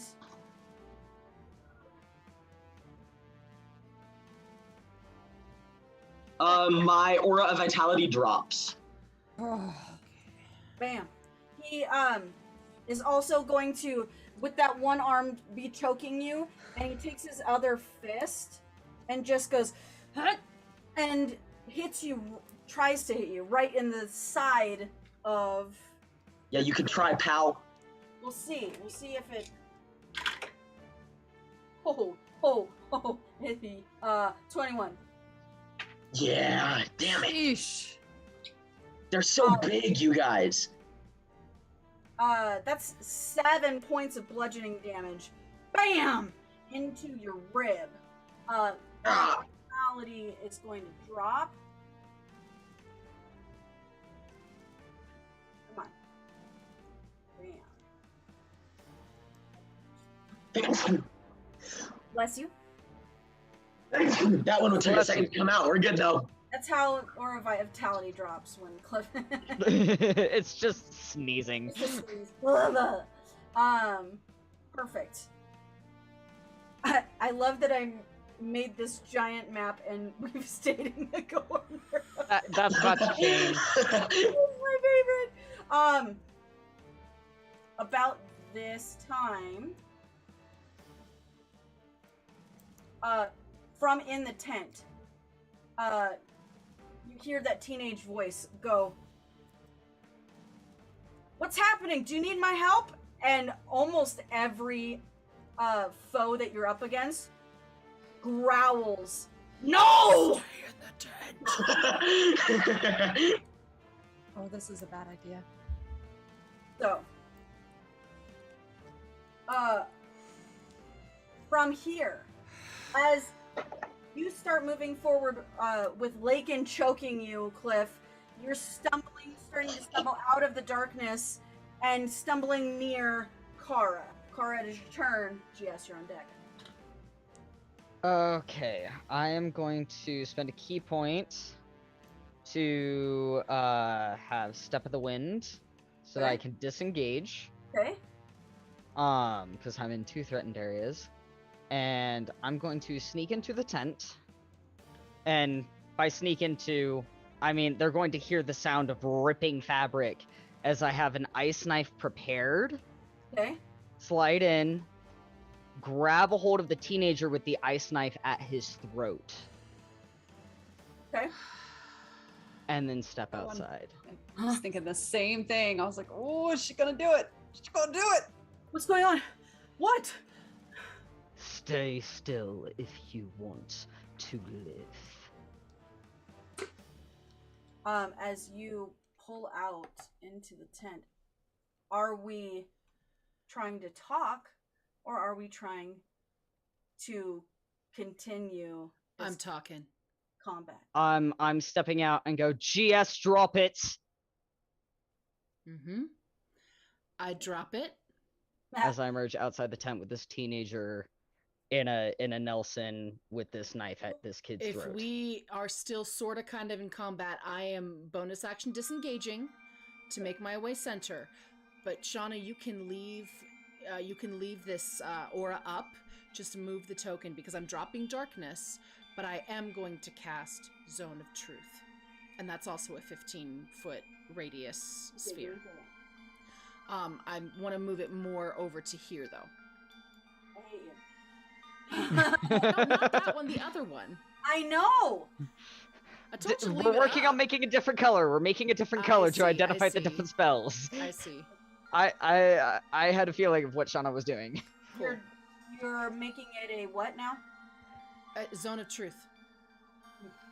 So I'm going to walk in, What is the disengage, radius on... 15 foot. That's why I said it's the same. Perfect. So walk in, and I will say, I wish you no harm. I speak the truth. I ask you to do the same.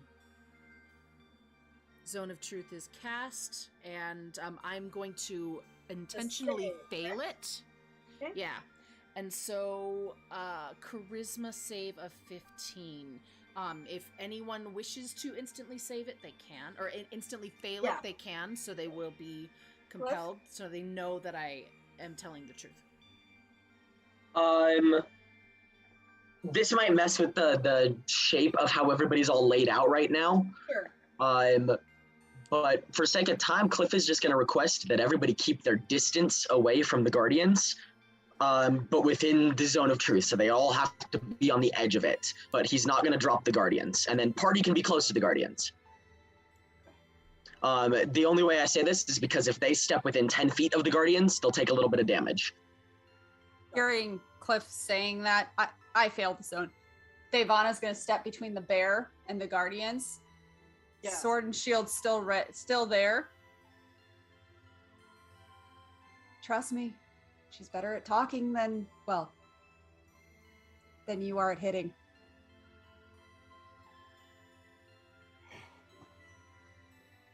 You kind of were flailing around.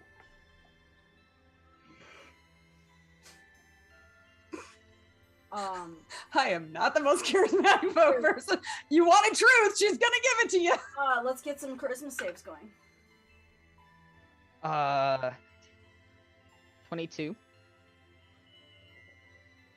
Well done. Kara's too murderously focused to intentionally know to yeah. I'm with you. You notice the tiger saves.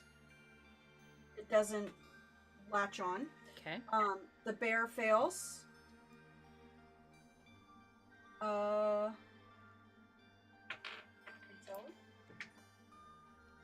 Lincoln fails. Good. And the teenage boy fails. We do not have a name yet.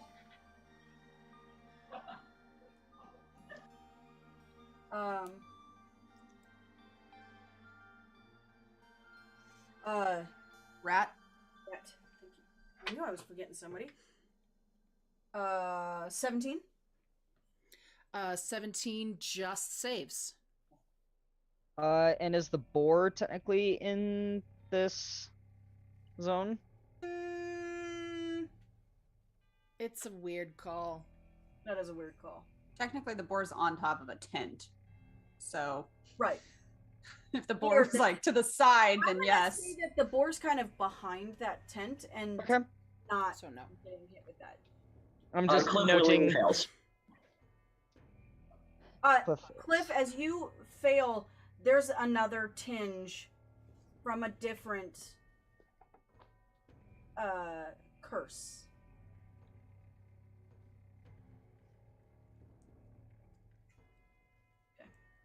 Okay. The tiger goes, hold.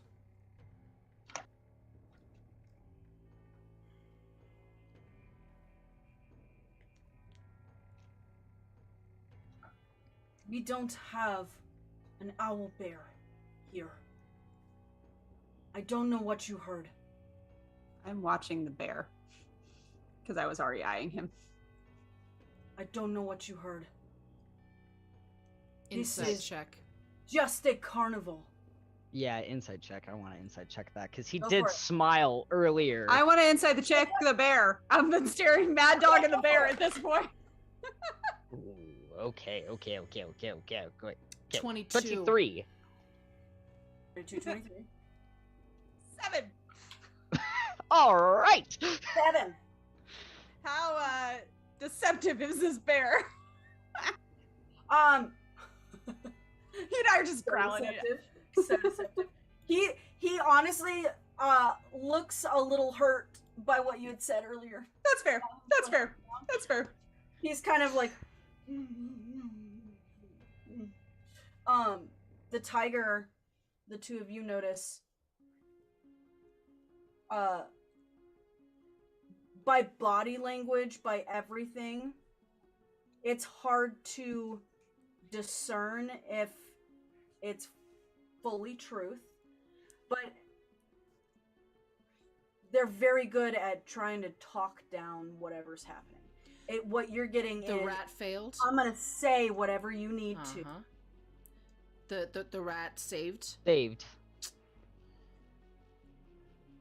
The bear failed. The bear failed. Mhm.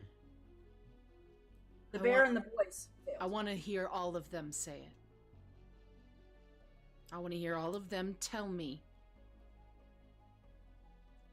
that you don't have an owlbear here. Or you didn't have an owlbear here at some point. You didn't have an owlbear couplet with you at any time between Fenhaven and here. We have many. I want to hear them say it. I just tilt my head at the bear.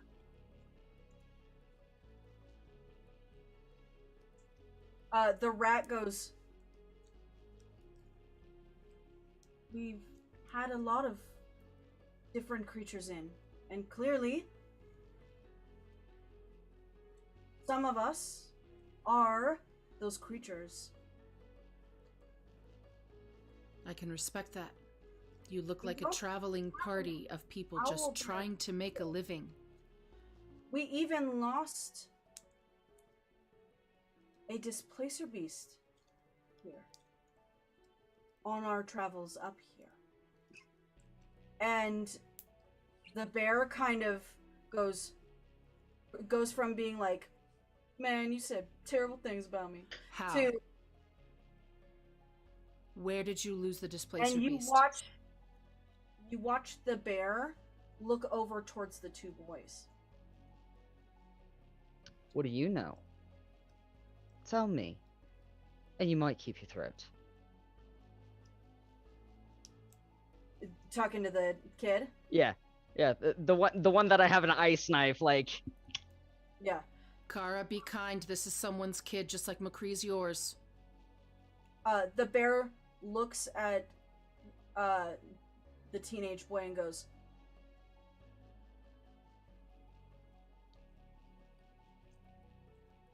tell them what they need to hear.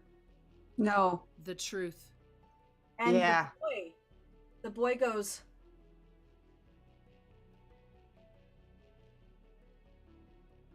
I didn't want the curse. I didn't want the curse. What? Huh? Keep talking. The tiger kind of like leans forward instinctively. Dope. And starts to pull back. He goes, Osmo, no. And the teenager goes, I didn't want... I don't necessarily want to live like that. I don't want to be seen as something to be looked at. It's okay if you guys do it. I just don't want... I didn't want to. And the bear goes, I understand. That's why we solved the problem. It's all solved now. You'll be fine. Is anybody else confused? Were you the displacer beast and now you're not? Is that true? I asked the kid that Kara has a knife to. You watch him look between the bear and the tiger for a second, and then look over at the rat who is giving them like an absolute mom face. And he goes, Yes, I was the displacer beast. Okay. Please let go, please. Kara. I'll dispel the ice knife, still holding on to the kid. The rest of you, if you make a wrong move, this will be back in my hand. While this is going on, give me 2 seconds.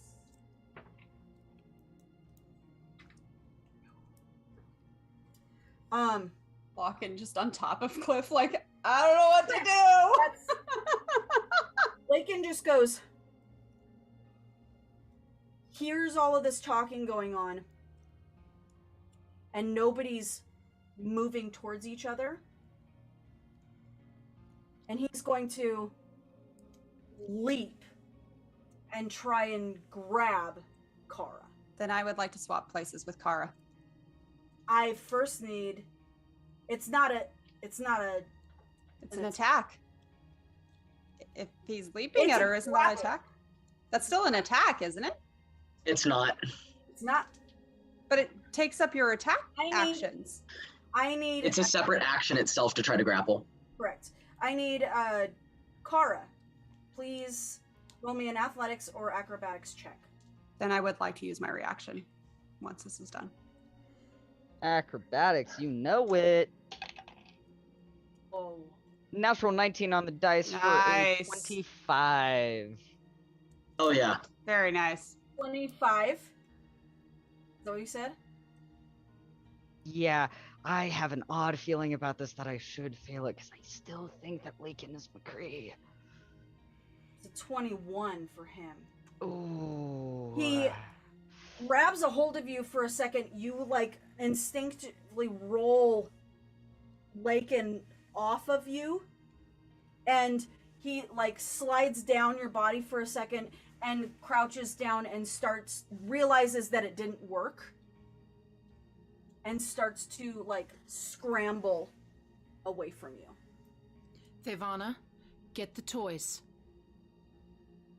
You have them, I don't. Okay.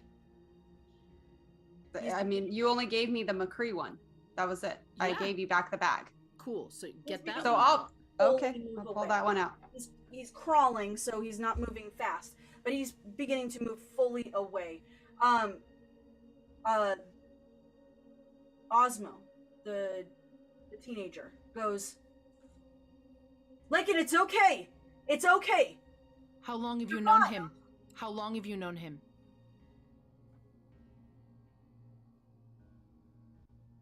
A few days. Kara? I shove Osmo to the ground. I toss the owlbear toy to Kara. Okay. I will catch the owlbear toy and then focus real hard to not have this be absorbed into my body. Ooh, And I'm going to yes. wild shape into an owlbear cublet. The same coloring and pelt and everything as Mokri. But I'm gonna focus real hard to not. I'll do the toss right after you transform. How Okay, about that? That cool, way you don't have to concentrate real hard. As I'm shifting, I I for the shove. rolls. I wanted to see what would happen, but cool. It's I'm flying in going the air. to- There'll be another time. Move my lute to the front and just very quietly start to play those same chords. Da, da, da, da, da, da, da, da, da, bad tobacco.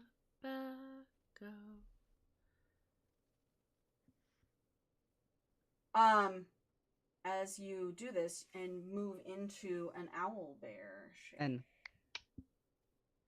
catch that little thing right in your little muzzle there. You watch Lakin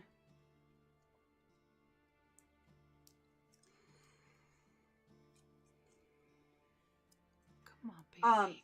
looks at you and is just backing away, sees you transform, and goes,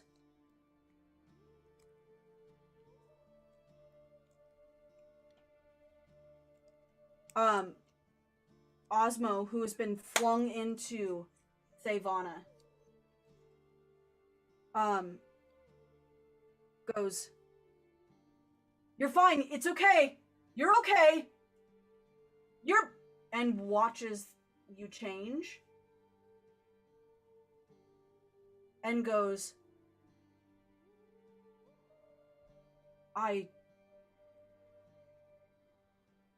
and turns towards the rat and goes, I thought you said this would be okay. I'm going to glare at the were-tiger and say, he's our boy. I'm going to shift the teen to my side, closer to the bear. Take him. Go. To the bear.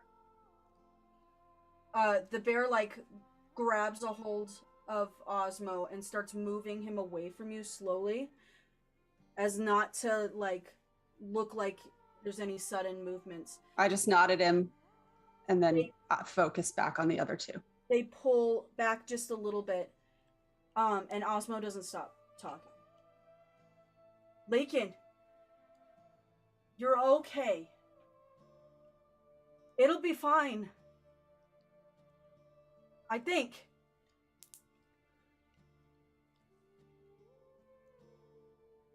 Do you know them?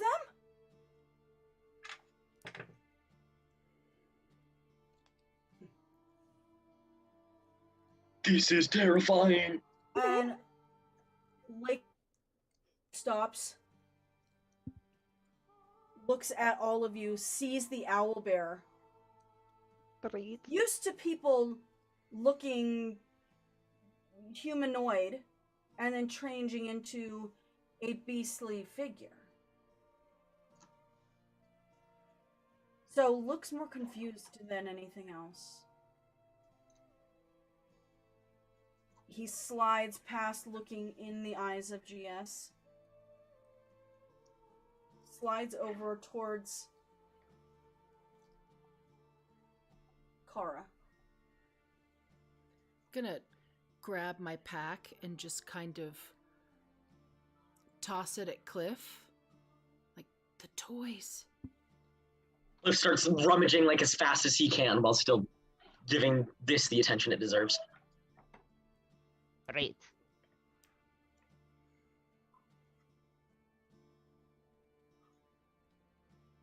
Forward. Moves closer to you and to Cliff. And moving closer, Cliff. Can you make me an insight check? Sure. 16. You hold out some of the small figurines of yourselves that were made for him, for McCree.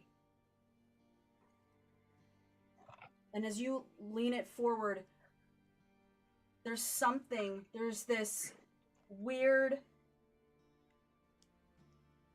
fight or flight response that comes over McCree.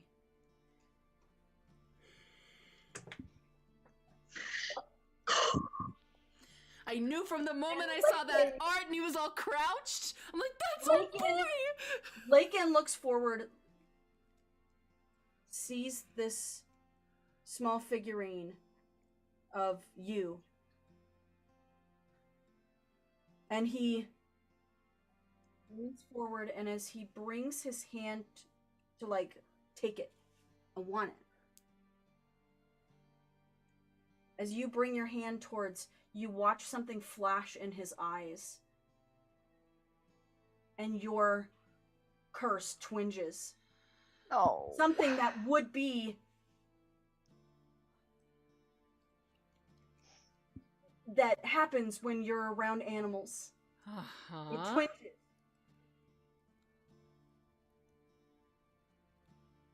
But Lakin doesn't move away. He immediately sees that, sees you. Confused, goes and starts to leap towards you. And as he leaps towards you, you're thinking he's gonna start grappling and choking you again. And as he comes forward to you, he actually just grabs you into a hug. As he does so, immediately my arms just wrap right back around and whatnot. Of just this deep embrace as Cliff just whispers to him of, you know I can fix this, buddy. You know I can. Hang in there. We're gonna be okay. I sunflower group hug, and I make sure there's room for Kara and Thevana. I don't step into it. My sword is actually at the tiger's gut. It's slowly been raising. Okay. What did you do?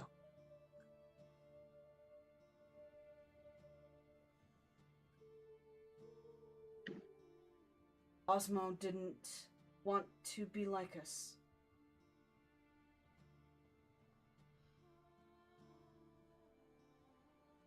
And there has to be an exchange, doesn't there? I say, stepping out of the hug.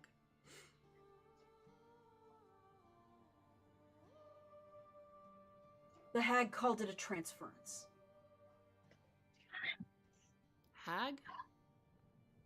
Yes.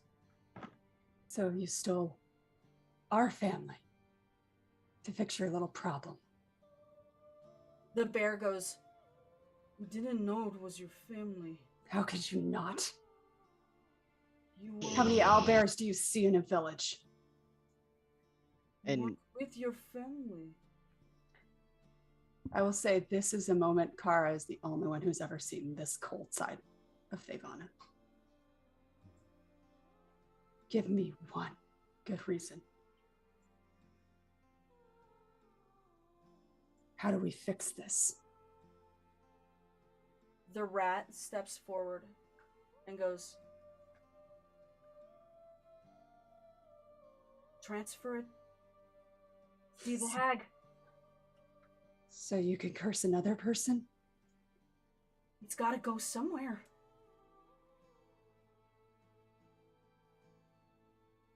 You Why did the bit me. hag? You bit me and my hair's starting to grow. Did you transfer it to me? What? Am I gonna become a rat? Possibly. Then why don't I just take it?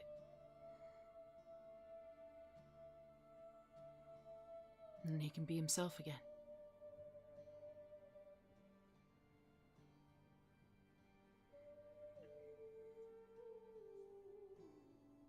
The hag lives within this forest. Further south.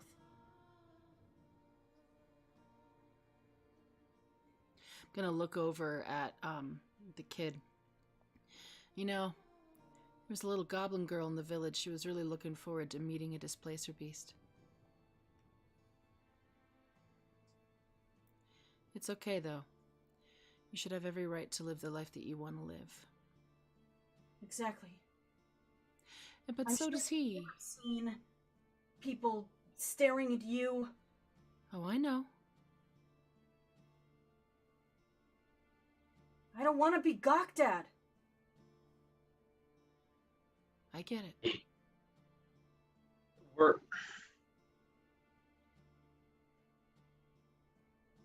all of us are out of place for one reason or another here.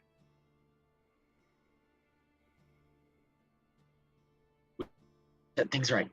He's family to us, like you are family to you guys. I'm gonna start playing a different song. And I'm gonna start to cry while I do.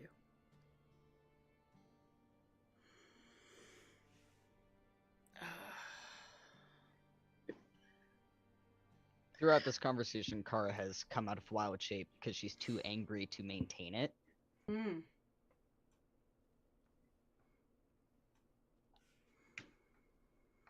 May he who collects curses reap blessings.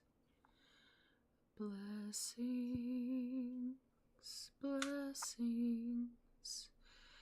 May he who collects curses reap blessings.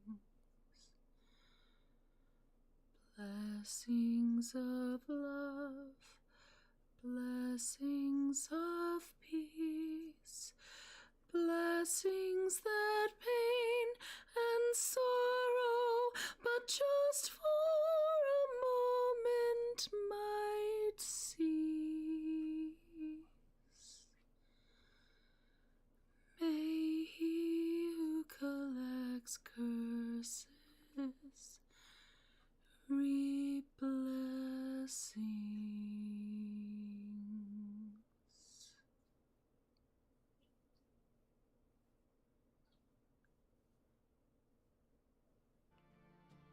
Sing this.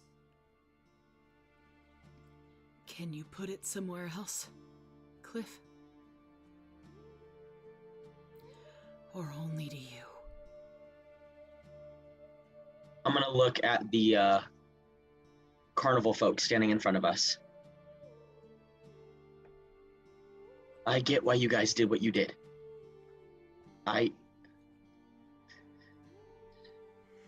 I've done similar things in my time walking these lands too.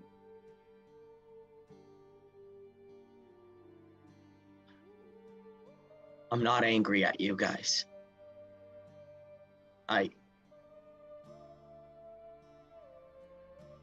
We just want our boy to be safe and comfortable again. And if you could help us, then that would be greatly appreciated.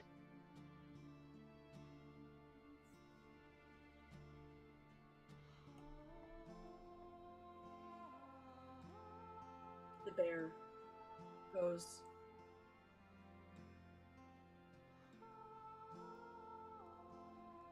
We went to the hag's house.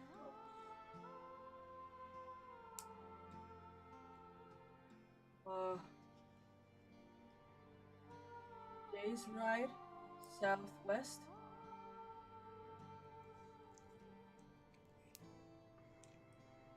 He called it the curse of the beast. The cursed what? Of the beast.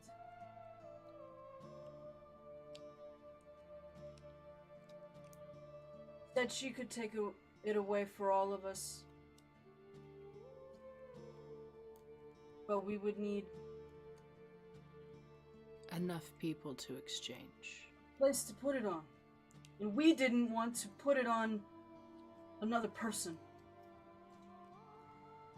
We figured if it's a curse of the beast, it wouldn't harm a beast.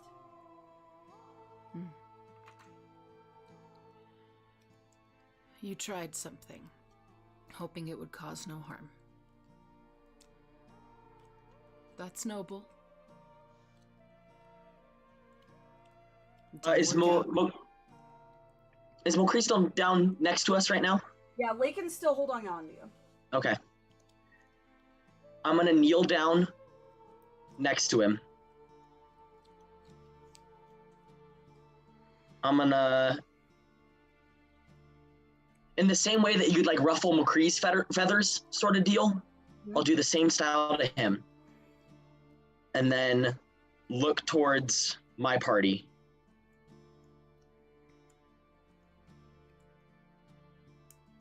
We're gonna figure this out, but I'd rather it be me than him. You already have enough. If we You If I'm also more- have a better relationship with Torm now. If we talk to this hag and if I try to talk to Torm, then maybe this one doesn't have to be permanent. Okay?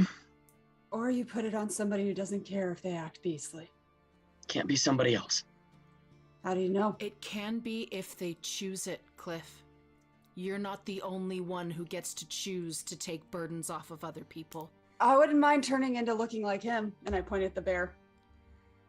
I'm gonna look at both of them. I know that, but it can't be anybody else. I'm not gonna... Unless Torm is willing to... I can't let it be anybody Evolve. else, is the thing. What if I want it? I'd rather you take it off of GS. We gotta deal with that too, right? Is that what you said? Yeah. I got bit by her? Pronouns are she, her? I look over at the rat. I got bit by her twice. So, I might become My rat-like sword has too. not moved, by the way. Like, it's still, like, freaking right there. Yeah. This conversation, my eyes have not left. It is just, I'm saying this. I'm gonna look over towards the other group and then back to my party. We can decide specifics another time, but we've got to help him. I'm going to kneel down and look at Lakin, McCree, however. I'm going to look into his eyes and go, McCree, or Lakin, whichever one you prefer.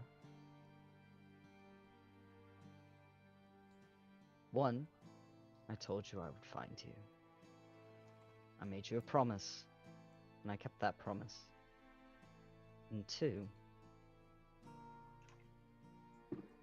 do you want to stay like this?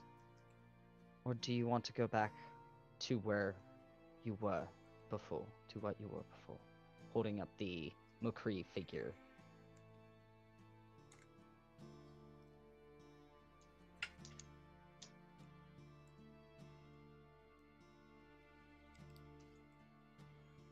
You watch Lakin kind of wide-eyed, watching you, seeing the figure,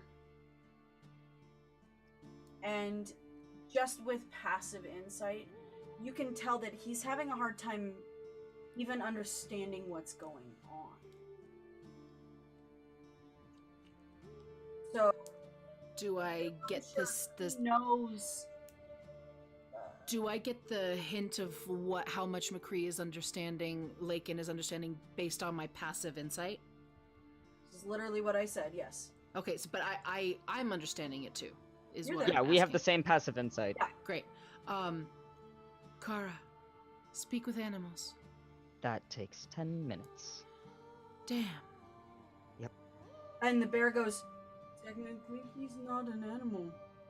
It's... But he's not all halfling. He just I say it needs exactly to the know same, the language. same tone, same everything in halfling. Said in halfling. I say the exact same thing, same tone in halfling.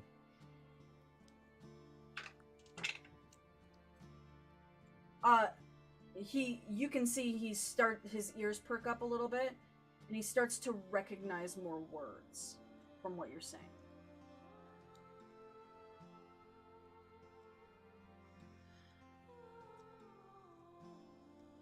And he points towards the figurine.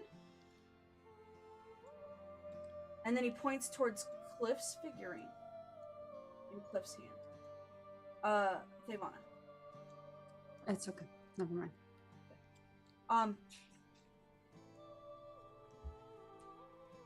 He goes,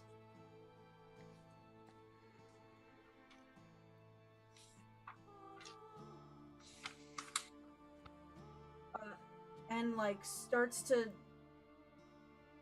slowly stand, and almost stands taller than you've seen him this whole time.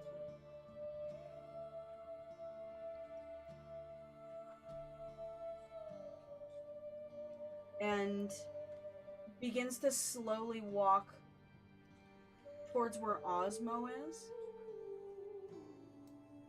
Sees Thavana, sees the sword out, and is like giving a wide berth. And Osmo goes, "It's okay."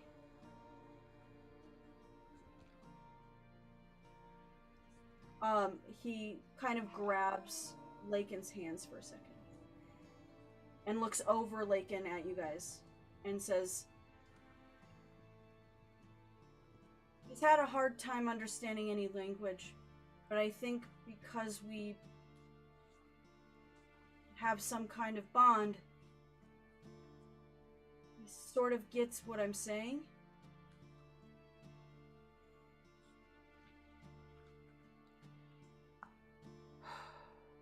Lakin. Friend.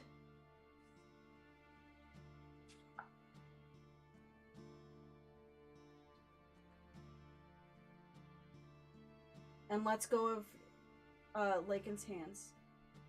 And places a human, a halfling, hand over on Lakin's chest, on his heart. And goes, "I'm sorry. I'm sorry."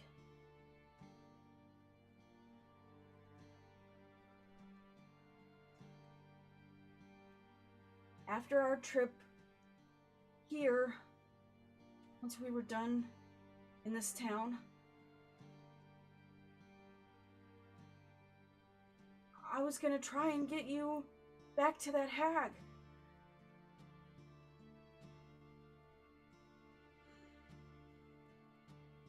And he looks over at you as a group and goes,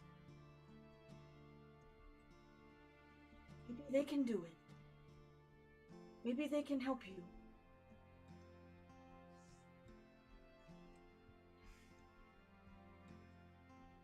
Do you want to be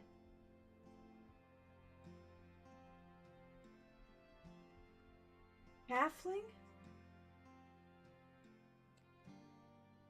Or do you want to be... And he crouches down. Owlbear.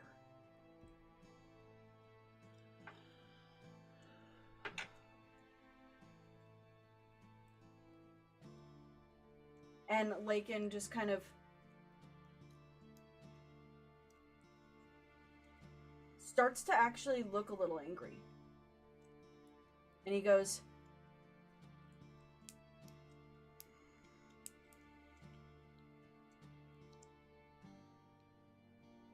Osmo stands up again, and he just, Lakin just shoves Osmo away from him.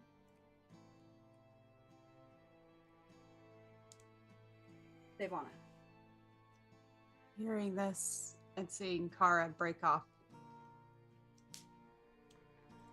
I'm gonna lower the sword, sheath it, hold my hand out to Cliff for the toys. Yeah, give.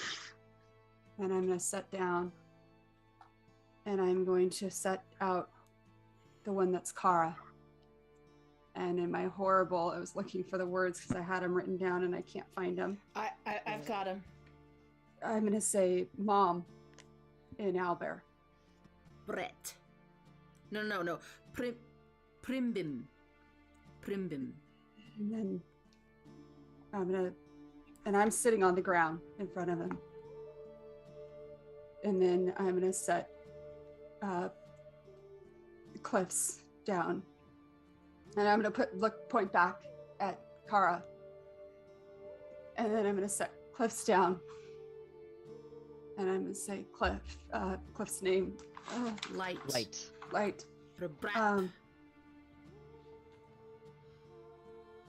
And then GS's. And again. Fire.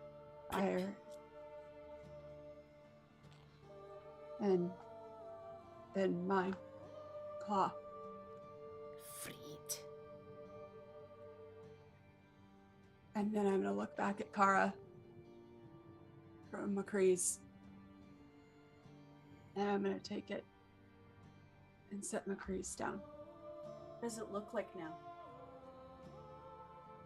There's just a small little hole bored through where his little claws are. And from my pouch, I'm gonna pull out just this tiny little, very rudimentary axe, like the little hand axe that he's played with before. And I'm gonna slip it in to his hands. And then I'm gonna circle them around each other as if they're all playing. And then I'm gonna cover them with my hands. And watch him.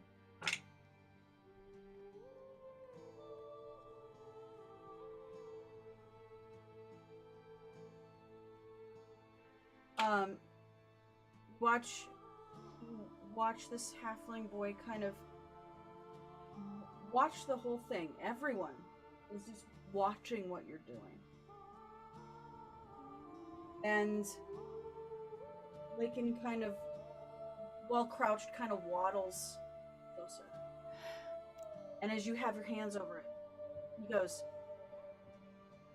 shocked for a second. You see something register in his head, and he goes,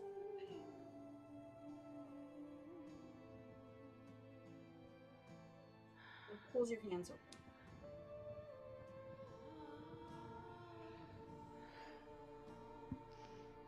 And then kind of looks around at it himself like, why did I do that? The bear goes,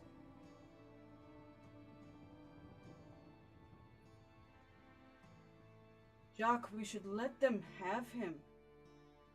He's clearly family. I'm very sorry.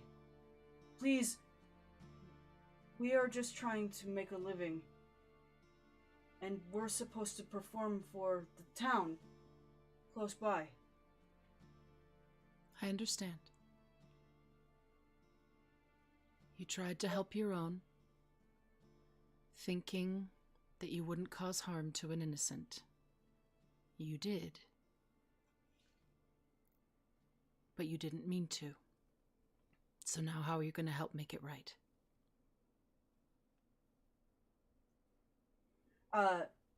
The tiger, Jacques, goes, we gave you the information that we know. I can't transfer this. We don't know how.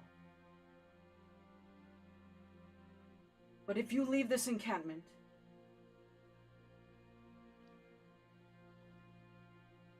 we will not harm you as you try to go. And he looks at the rat. And the rat goes, and sort of backs up and out of the way to where you have clear passage towards where your horses are. What is McCree doing? He's like staring at his own hands out of what he just did. He seems to have fragments of moments and then not understand why he did or is behaving the way he did. I'm gonna take the toys of Kara and him and put them in either hand.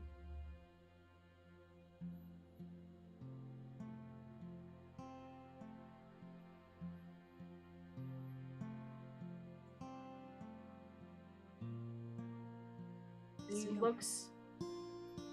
kind of looks over at this motley crew of carnies. And the bear goes, it's okay. Go ahead. And kind of from behind you guys, the tiefling woman, who's like been choking back tears, goes,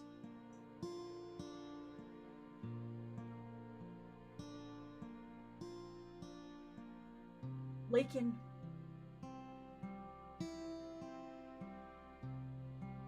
it's okay. They're nice. Go ahead. Go with them.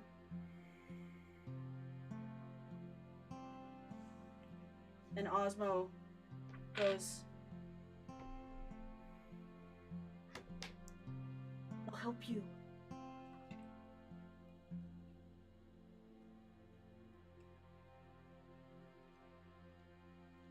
Lakin, with these 2 pieces of his hands, goes,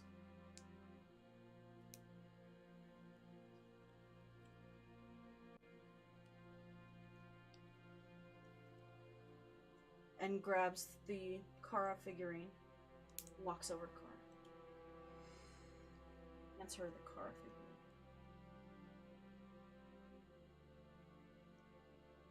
Looks back at Osmo, who's like, yeah.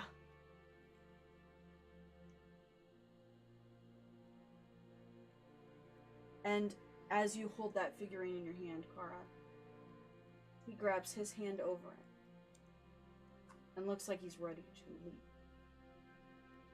And that is where we're going to take a break. Good, because I did a good cry.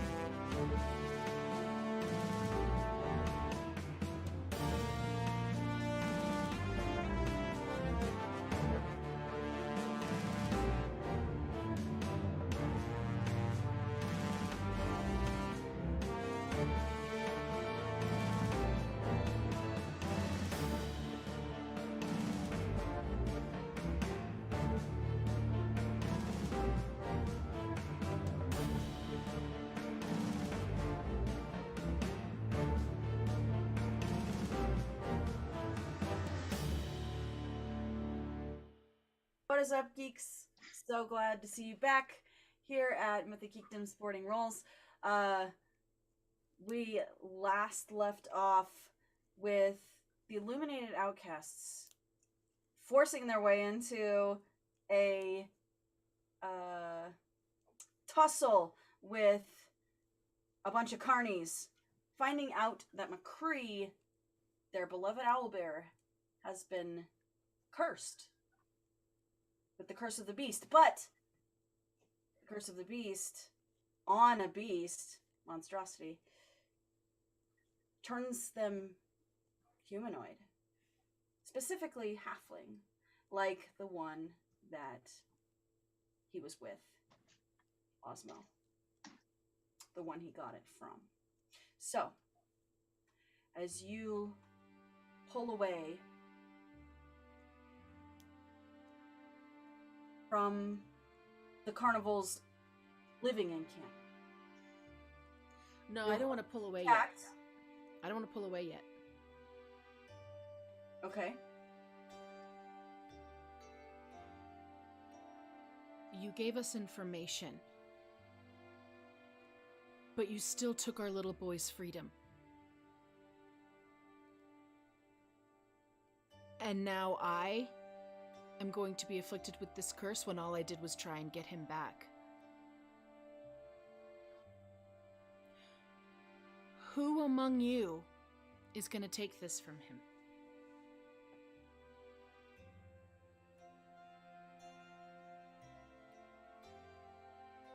Worry?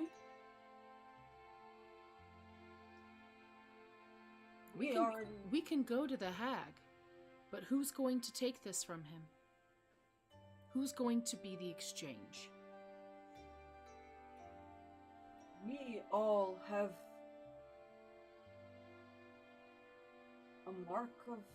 All of you? Well, not Osmo. Not Osmo. The tiger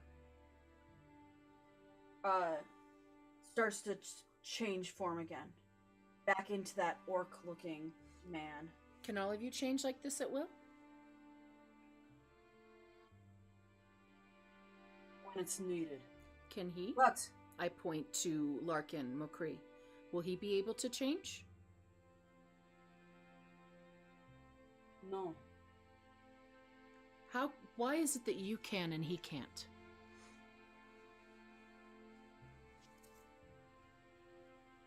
We have tried to see if he will change. To give in to this... And he kind of like looks at his tattoos for a second. Jock does. So you say that it's possible, but he hasn't learned yet. Maybe? Okay, one of you needs to come with us to the hag so we can figure this out. Wait, why do they have... Do you all have tattoos? Marks? No. So yours is not a curse. Oh, it's a curse. Wait, what? Sorry. Talking over. Mine's a curse. They're all curses. Why did you get cursed in the first place?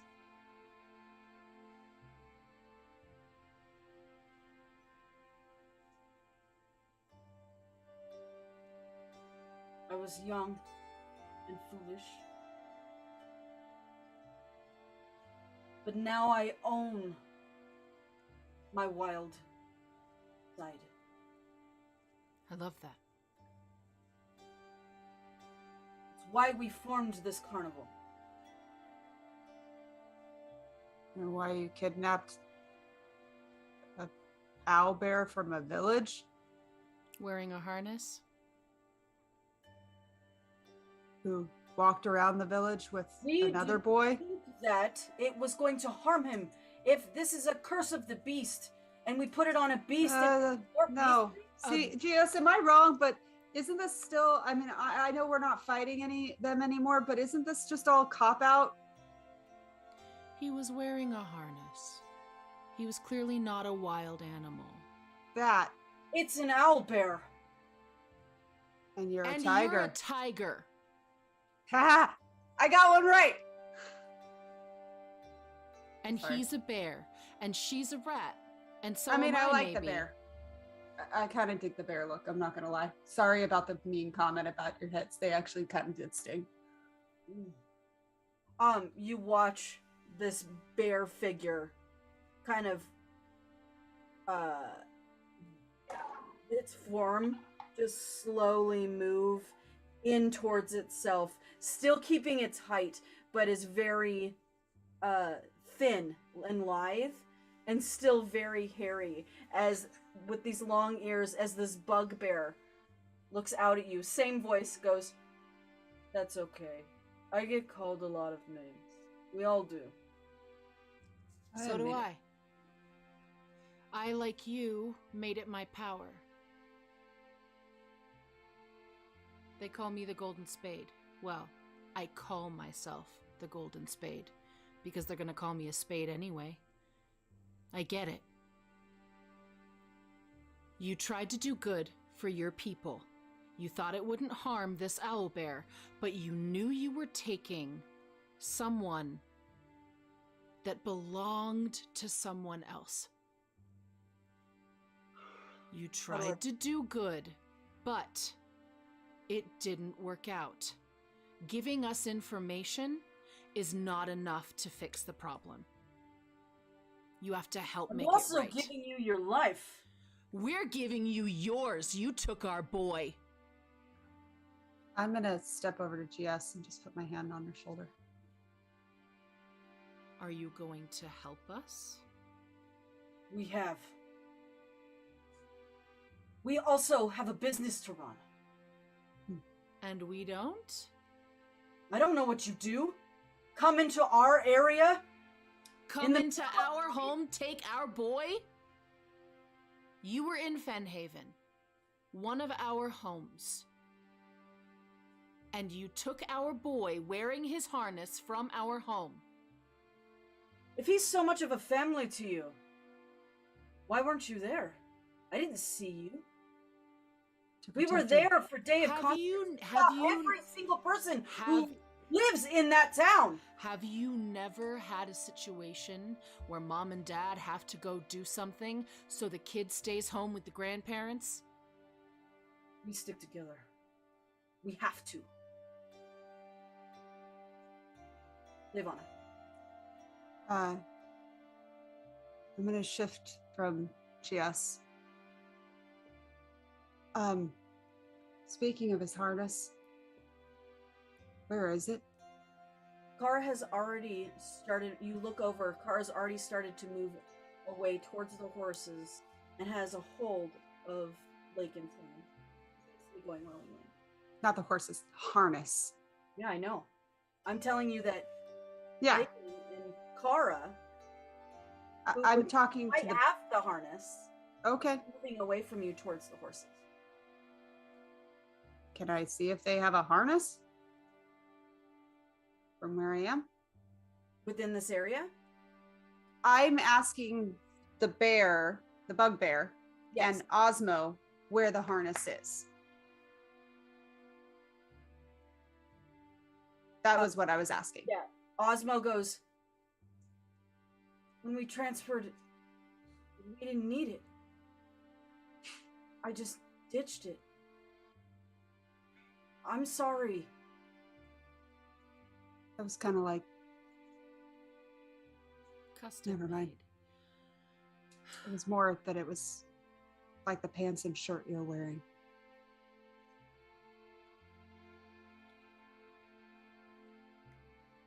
I'm gonna walk past the bugbear.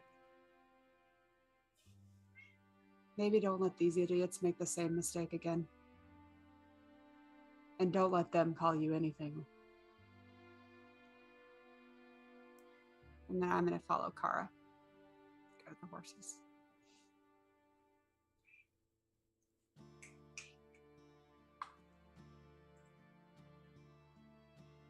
get on the horses. Cliff. As they make their way off, is it the tiger that's the presumed leader of who's speaking for the group right now? He seems to be the talker for sure. At least the talker, the one who is representing his face of his group currently. Okay. I'll look at the tiger then. They are understandably angry, but you are also... I get why you did what you did as well. I'm gonna look towards, is it, name of the kid who... Osmo. Osmo. I'll look towards Osmo.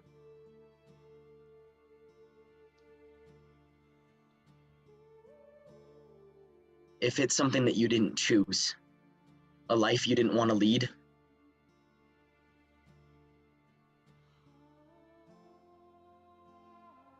then I don't think you should ever have to go back. No life is worth another. And I'm going to move my way over to just that boy and kneel down, squat down at his level. I don't know how our height compares to one another. Osmo? Mm-hmm. Okay. My name is Cliff Pearson. I was born in Fenhaven, but I've traveled around the East a while.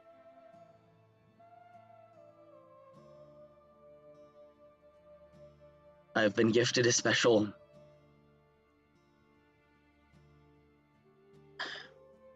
I can fix problems like the one that you suffer from. The one that you suffered from. He'll be okay.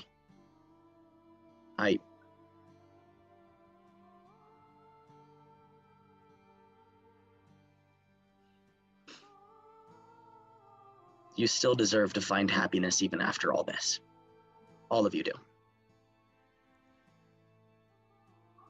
We're gonna make this right. I appreciate all the information that all of you guys have given us. I hope your performance goes well. And I'm gonna smile and nod and bow slightly before making my way over with the rest of my friends. Cliff Pearson. You can get rid of the curse? Not permanently, but I can move them around. Funny, you don't look like a hag. How much would Cliff know about hags? I'm not sure his life experience in that regard. Would you give me a history check, please? Sure. Just a moment, I lost Cliff. Whoops. Whoops. Whoops.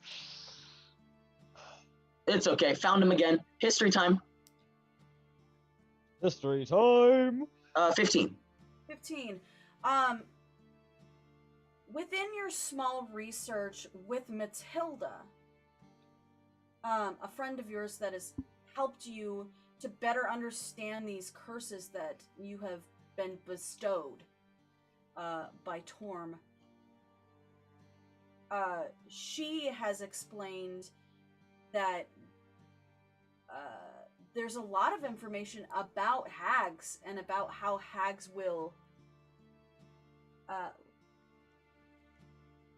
give curses, as well as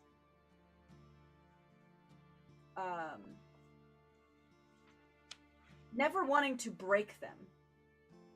Sure. But to transfer them. Sure. You do remember that Matilda said some curses can be broken. Yours specifically can't be taken away by any sort of restoration, as you've tried many times. Right. But there are some lesser curses or newer curses that have that can be broken easier. Okay.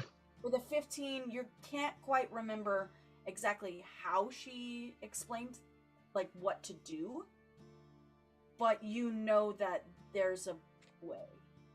Awesome. Okay.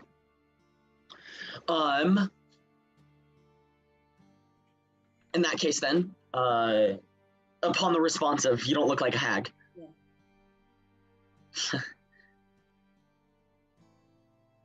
yeah, I'm no hag.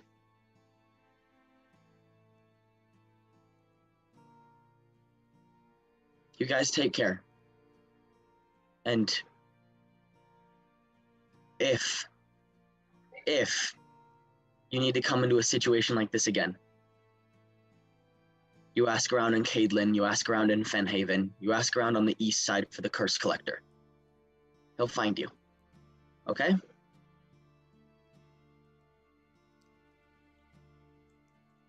Take care now.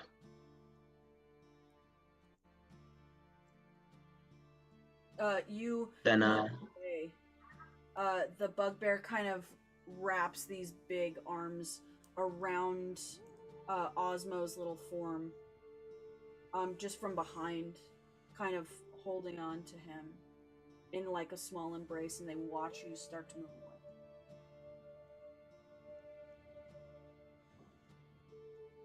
You guys get on your horses, ready to leave. What's the plan? If Lakin Mokri will let me, I will pick him up and set him on top of Iroh. And I won't get up there unless he like indicates that he wants me there. Otherwise, I will just lead the horses, and if anyone has any objection, lead us back to our original campsite that was exceedingly well hidden, and reset up camp. While Kara is setting up the camp, if Monkri isn't glued to her side, I'm gonna start doing what he and I normally would do, which is kind of checking the perimeter. I'll very slowly. It's a process of hold out my hand and see if he'll come with me. And if he doesn't want to take it, I'll just gesture, and then I'm just gonna kind of go to spots and gather any twigs that I find, just not like we would before where we went out hunting, and just kind of glance back at him to see if he joins me. And if he does, then I would include him in the process. As you're picking up twigs and kindling, he kind of watches you for quite some time. Can you make me a persuasion check?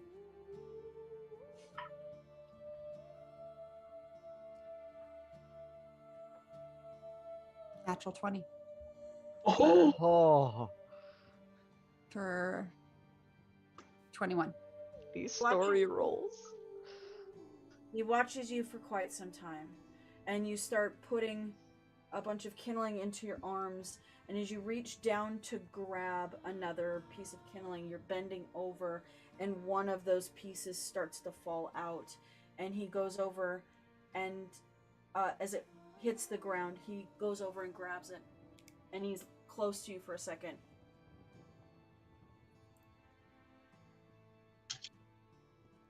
And gives it back to you, and then continues with you, picking up some other pieces. Some of them aren't great pieces. Doesn't matter. He starts following what you're doing. Doesn't matter.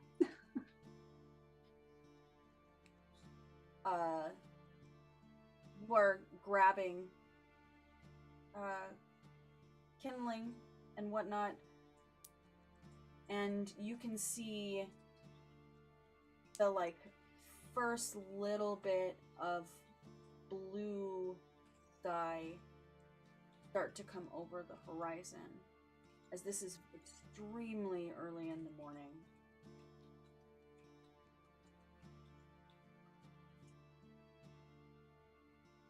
gonna make a roll. Give me a second.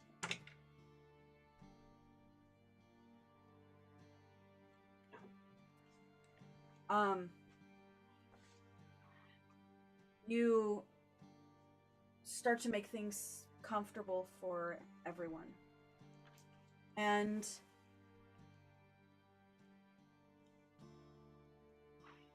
it's hard to get any sort of rest at this point. But Lakin looks exhausted. And you can see him start to kind of look around for a place to lie down and find a place to be. And he looks over at the tiefling.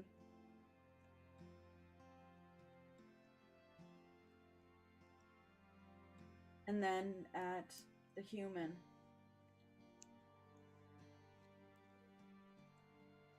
And at the half-elf. Takes a step towards the half-elf.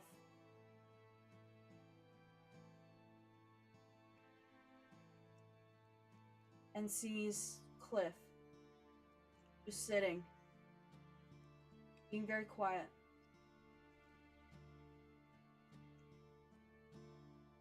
And starts to move over towards Cliff. After a few moments of just trying to find a place to sleep, kind of on his side, on his back, he gets to a place where he falls asleep and begins snoring. And he's in that, like, almost a glowworm position of being almost in child's pose, with his feet kind of splayed out behind him, very much like how he sleeps as an owlbear. But probably about 5 feet away from Cliff. Just quietly under my breath so I don't wake him, I'll just whisper at him of, always the silver linings, right? We can spend time together now.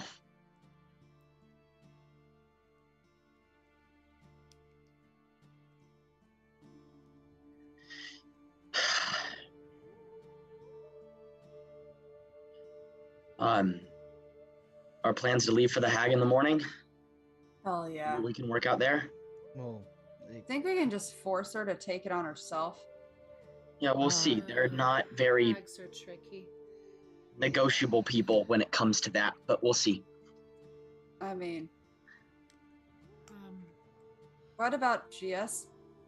You said that you've got the curse too? Maybe. It might be still developing. My hair's getting longer on my arms, but Cliff, do you know how to stop curses? I've tried in the past. I have the ability to do it, just not with mine. I'll try on both GS and him in the morning. See if that works on either And of you them. go to sleep. I'll stay up. I'm Okay. fine. Sure. okay. I just post up right by the flyer, just sitting next to Kara, knowing that she's probably not going to go to sleep or into her trance anytime soon. So just like totally do the plop down, and instead of Kara making the tea, I'm like rummaging in her pack once everybody else falls asleep. I'm really hoping, sorry, I should phrase this. After everybody falls asleep, I do the whole, like, if she hasn't done it yet, I'm rummaging around trying to make the tea. well, golden opportunity, because I haven't done it yet, because I'm going to, as Cliff and GS are falling asleep, I'm going to grab Cliff's blanket that's probably next to him, put it over Cliff, and then I can't remember if it was my cloak or Thavana's blanket that McCree would sleep in, like, most of the time, and put it over... It's your blanket, Ivana's cloak. Oh, that's right. Right? Yeah, No, I thought it was the other way. Sorry. No, you don't. No, it's literally my cloak, because I haven't had a cloak this entire time because we've cracked jokes about it. Yes, and I didn't have a blanket. Yeah.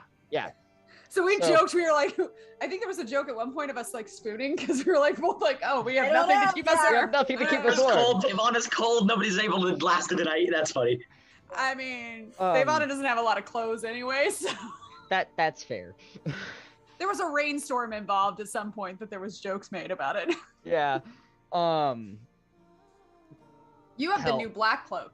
That I do know. have the new black cloak poncho type thing, but I'm gonna grab the both of them, and put both of them over McCree and tuck him in, and just kind of rest my hand on the top of his head, and just kind of stare at him for a bit, and then come back to the fire and sit down.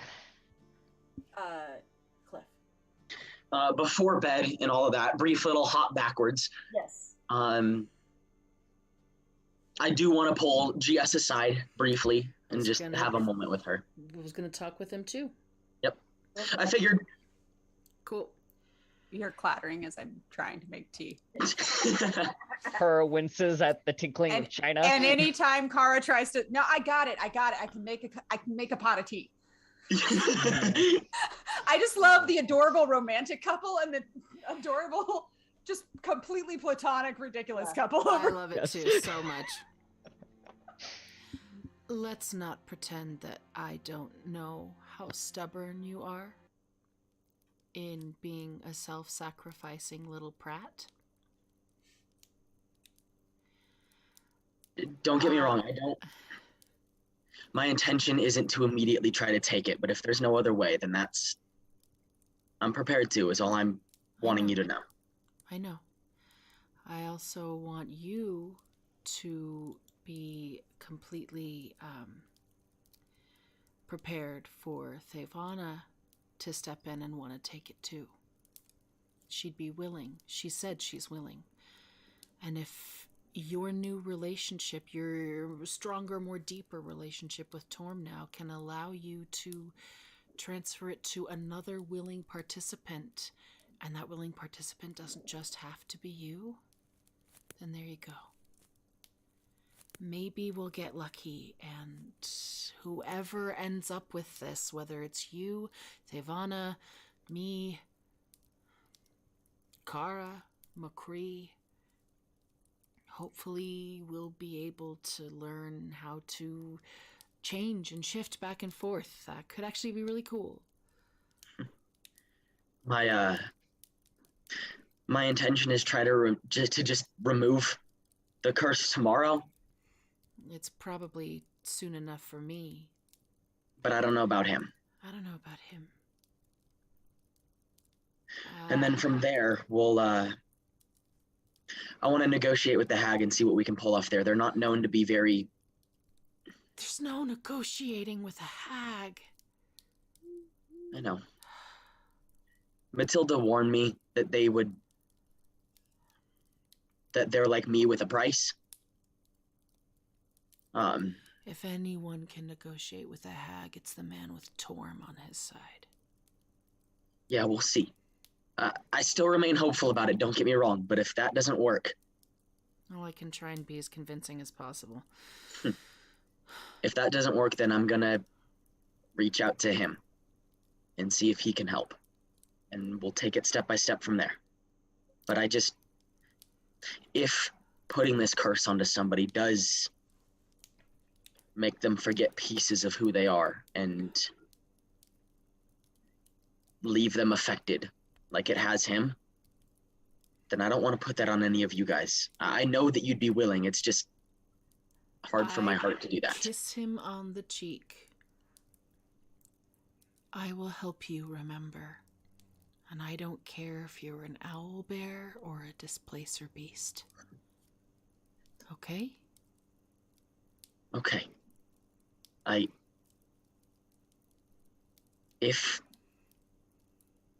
this is a big if, but if I need to take this one, you know that I have the strength to bounce back from these things. I know. I've dealt with 13 others, I can deal with a 14. And you're already learning how to turn your curses into blessings. That's right.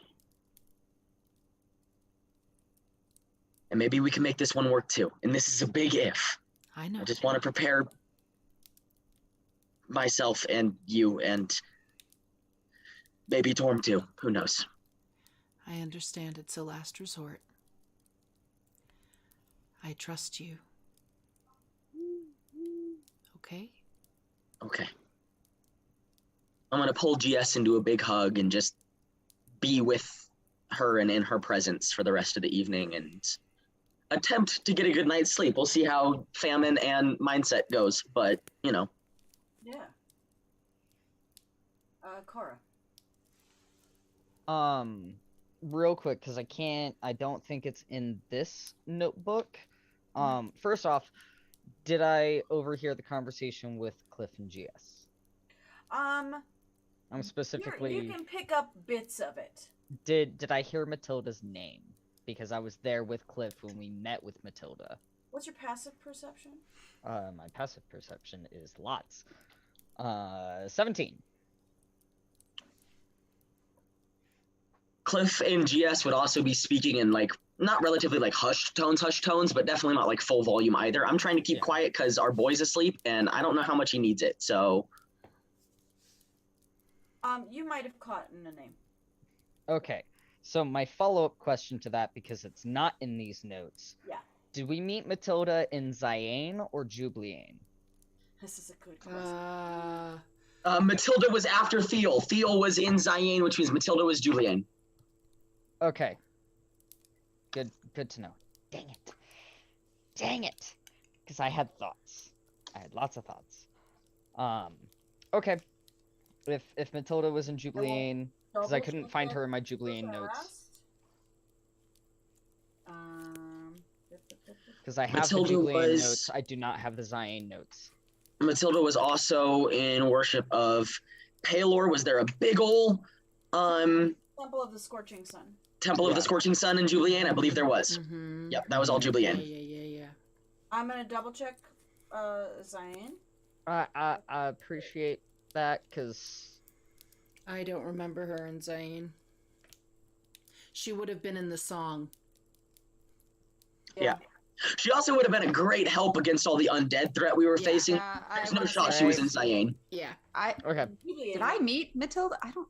No, you didn't. It was just the two of us. Yeah, I mean, I remember. I remember Juliane. the name, so I remember listening to it, but I don't take the same kind of notes as they've. Yeah, I told you guys about her, but Kara and I were the only ones to meet her. Yeah. Yeah, that's right. You guys told us about her. I think I Yeah. might have been arm wrestling through part of that, though. I think that was the case, yeah. Okay. Yeah. Good to know. I still want to arm wrestle the bear. I'm sorry. Like, there's a little part of me that's like, I mean, that's debating, fair. Sneaking back and going, hey.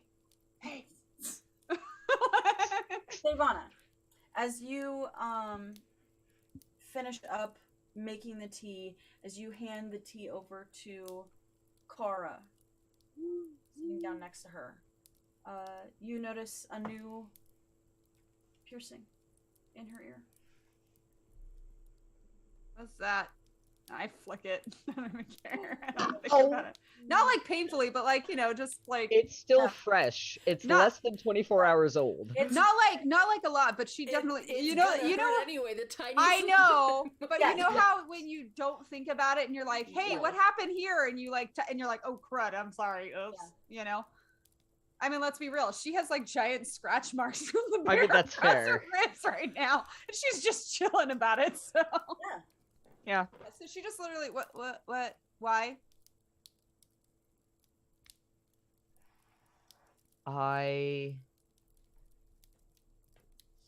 Oh boy.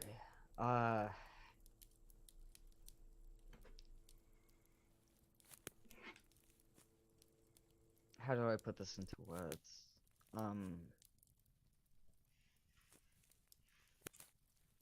I needed some focus.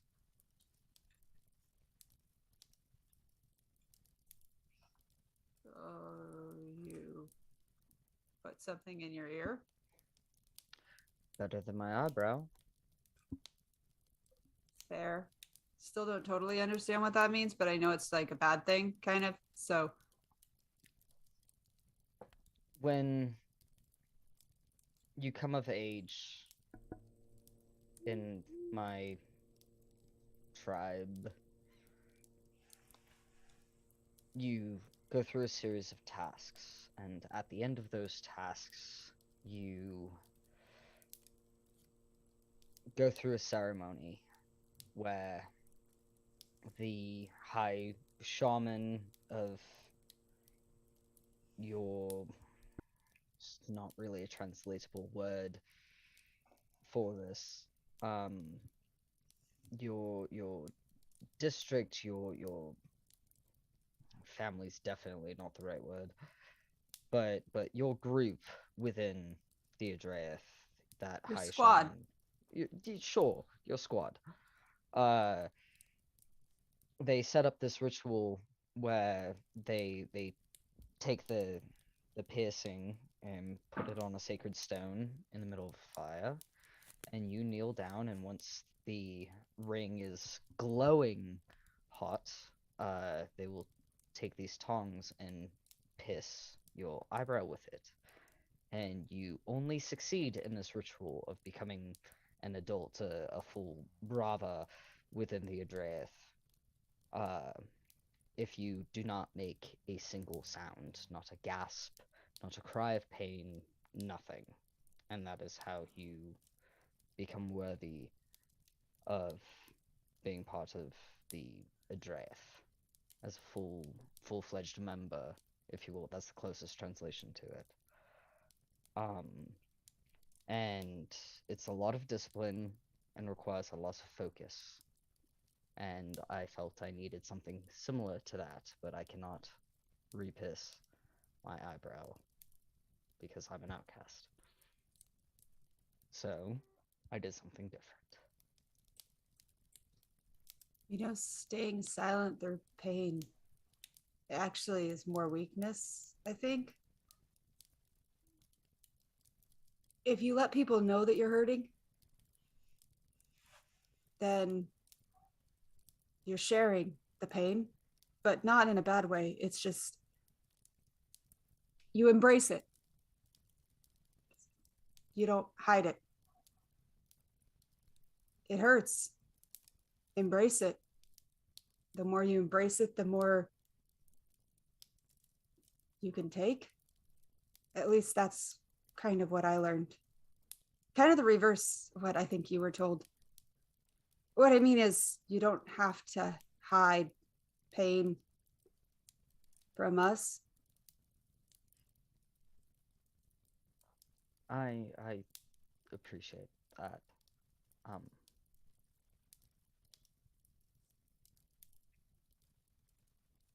The last few days have been very, very hard, and I know you know that.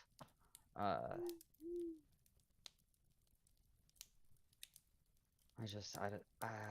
don't know. I don't really know why I did it, to be honest, other than the needing that familiar feeling of focus that I once knew.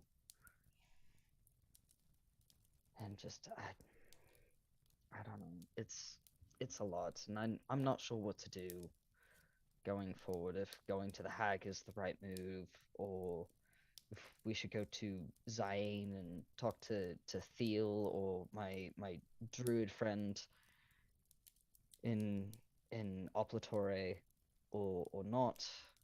But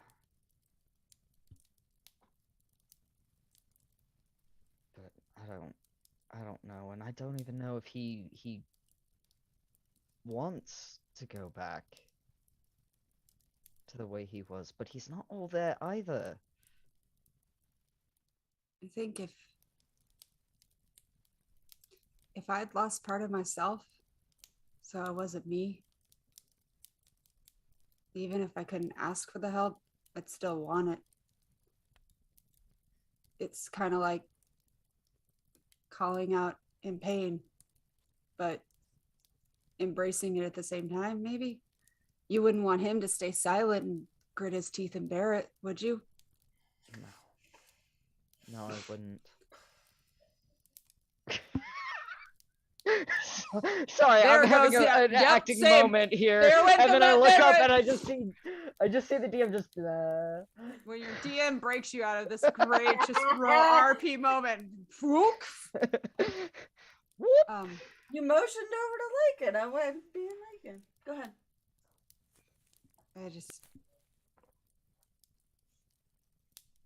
I'd want to know who I was. I kind of still do. I mean, I never really cared, but I kind of know what he probably.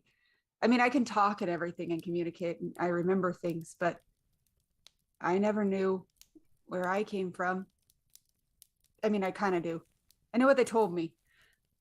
What I mean is, if somebody, I guess, gave me the opportunity to kind of know more, I probably would want to know more now.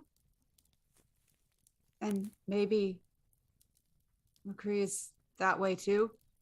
He doesn't know that he's missing something. I didn't know I was missing something till we found the other people kind of like me. And look, that kind of grew into something sort of good. I mean, we kind of got kicked out of a city too, but you know what I mean. I also, we have a friend, I think, who's the drive. I think they're a friend. Sorry. I don't know. I just, once you know you're missing something, maybe you, even if you can't ask for it, want it. Yeah. He doesn't seem terribly actually happy in this form. At least he seemed just scared. McCree wasn't often scared. I mean, he was, but he always fought through it. Yeah. He did almost choke Cliff, though, if I saw right before it went dark. He did. So he did learn and maybe subconsciously. I mean, now knowing that was him, I'm kind of proud a little bit. Like, he had a really good hold. Same. And I feel much more comfortable you teaching him how to fight with an axe. Now that he has fingers. You can't be having him fight with an axe, you guys. He's gonna stab the shit out of me. You're asleep. Also, no, Go to he'd sleep. hack you to bits. Oh, I don't know. I suppose that's kind of what being a parent's about. You have to make the decisions you think are right and hope for the best. I mean, I'll take your word for it. Oh, don't. I'm not a parent. I just know that that's what the that's hypothetical. I know what the word parent means in theory. I grew up where the entire community raised you. Same. You didn't have. Okay. You're both parents. Go to sleep. We're on watch because the alarm spell has. How long have we been out and about talking and whatnot? Is the alarm spell gone? There's been hours. Hey, we had to live through you two with the smoochiness over there, so get over it. If you're on watch, don't be so loud that we can't sleep. Oh my god. Well, stick a cloth in your ears. You're really nosy and very perceptive.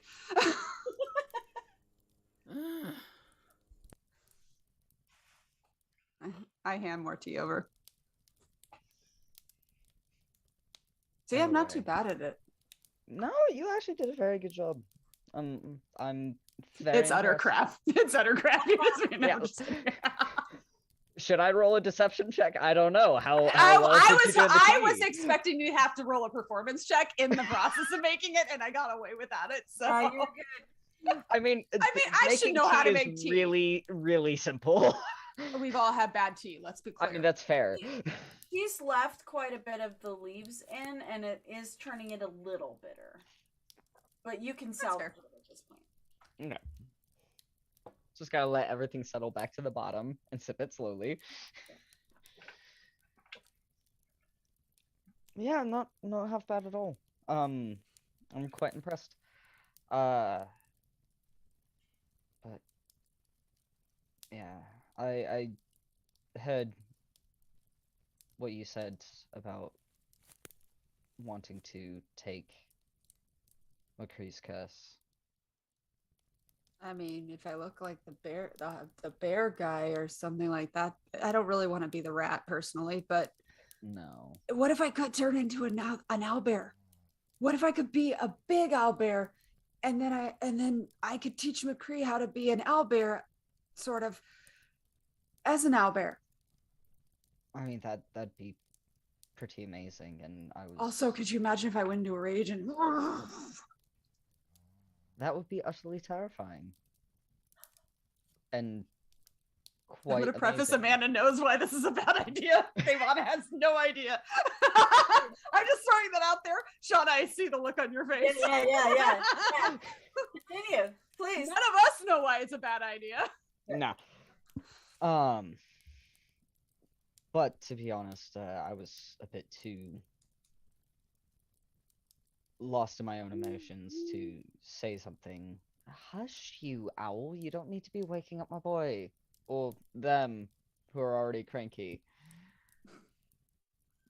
But, I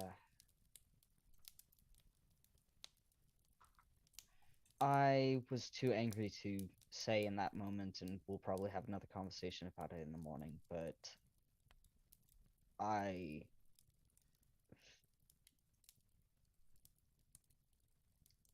kind of want to be the one to take it for him. But you can already turn into animals. My body's already used to it. Well, I guess maybe we let him choose. That is a good idea. There's also a chance maybe none of us will have to take... I mean, we could find like a rabbit or something in the woods and do what they were trying to do. That could be interesting. We just won't take somebody's pet rabbit. Not that he's a pet, but you know what I mean. Yeah. We both agree that the argument was completely and utterly stupid, right? I Oh, mean, it's not like they took a absolutely. dog from the city, from the town, or a cat. No. Yeah. Absolute agreement. 100%. I'm still so angry. I do have to say I'm thoroughly impressed with how well you kept it together. I've only seen you that angry once. And in some ways, this situation was way more intense, emotionally charged, than when you got that level of angry on my behalf in the fighting pit back in Riverine. No, not Riverine. I'm sorry, I misspoke. Remest. Lots of They Rs. both began with an R. Back in Remest. Like, that was a sight to behold, but this was another matter entirely. Wasn't that different? I don't like when people threaten people I care about. It's one thing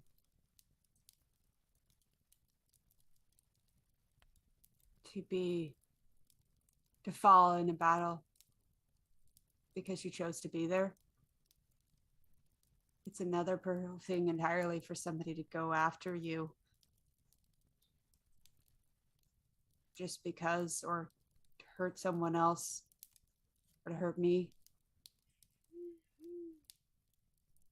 It's kind of all the same. You and what he was threatening, and then once I realized what they had done to Moncrief, and Jess was being so calm about it, and I didn't know how she was being calm about it, and so was Cliff, and you looked like your head was going to explode, and I knew mine felt like it was going to, and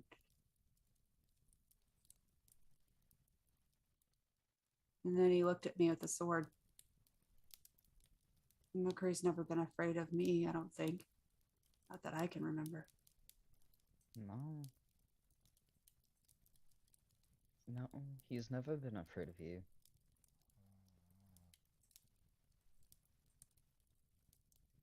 I would have done it if you'd asked me. Yeah. I think we could have taken the tiger and the rat at least. The two of them, yeah.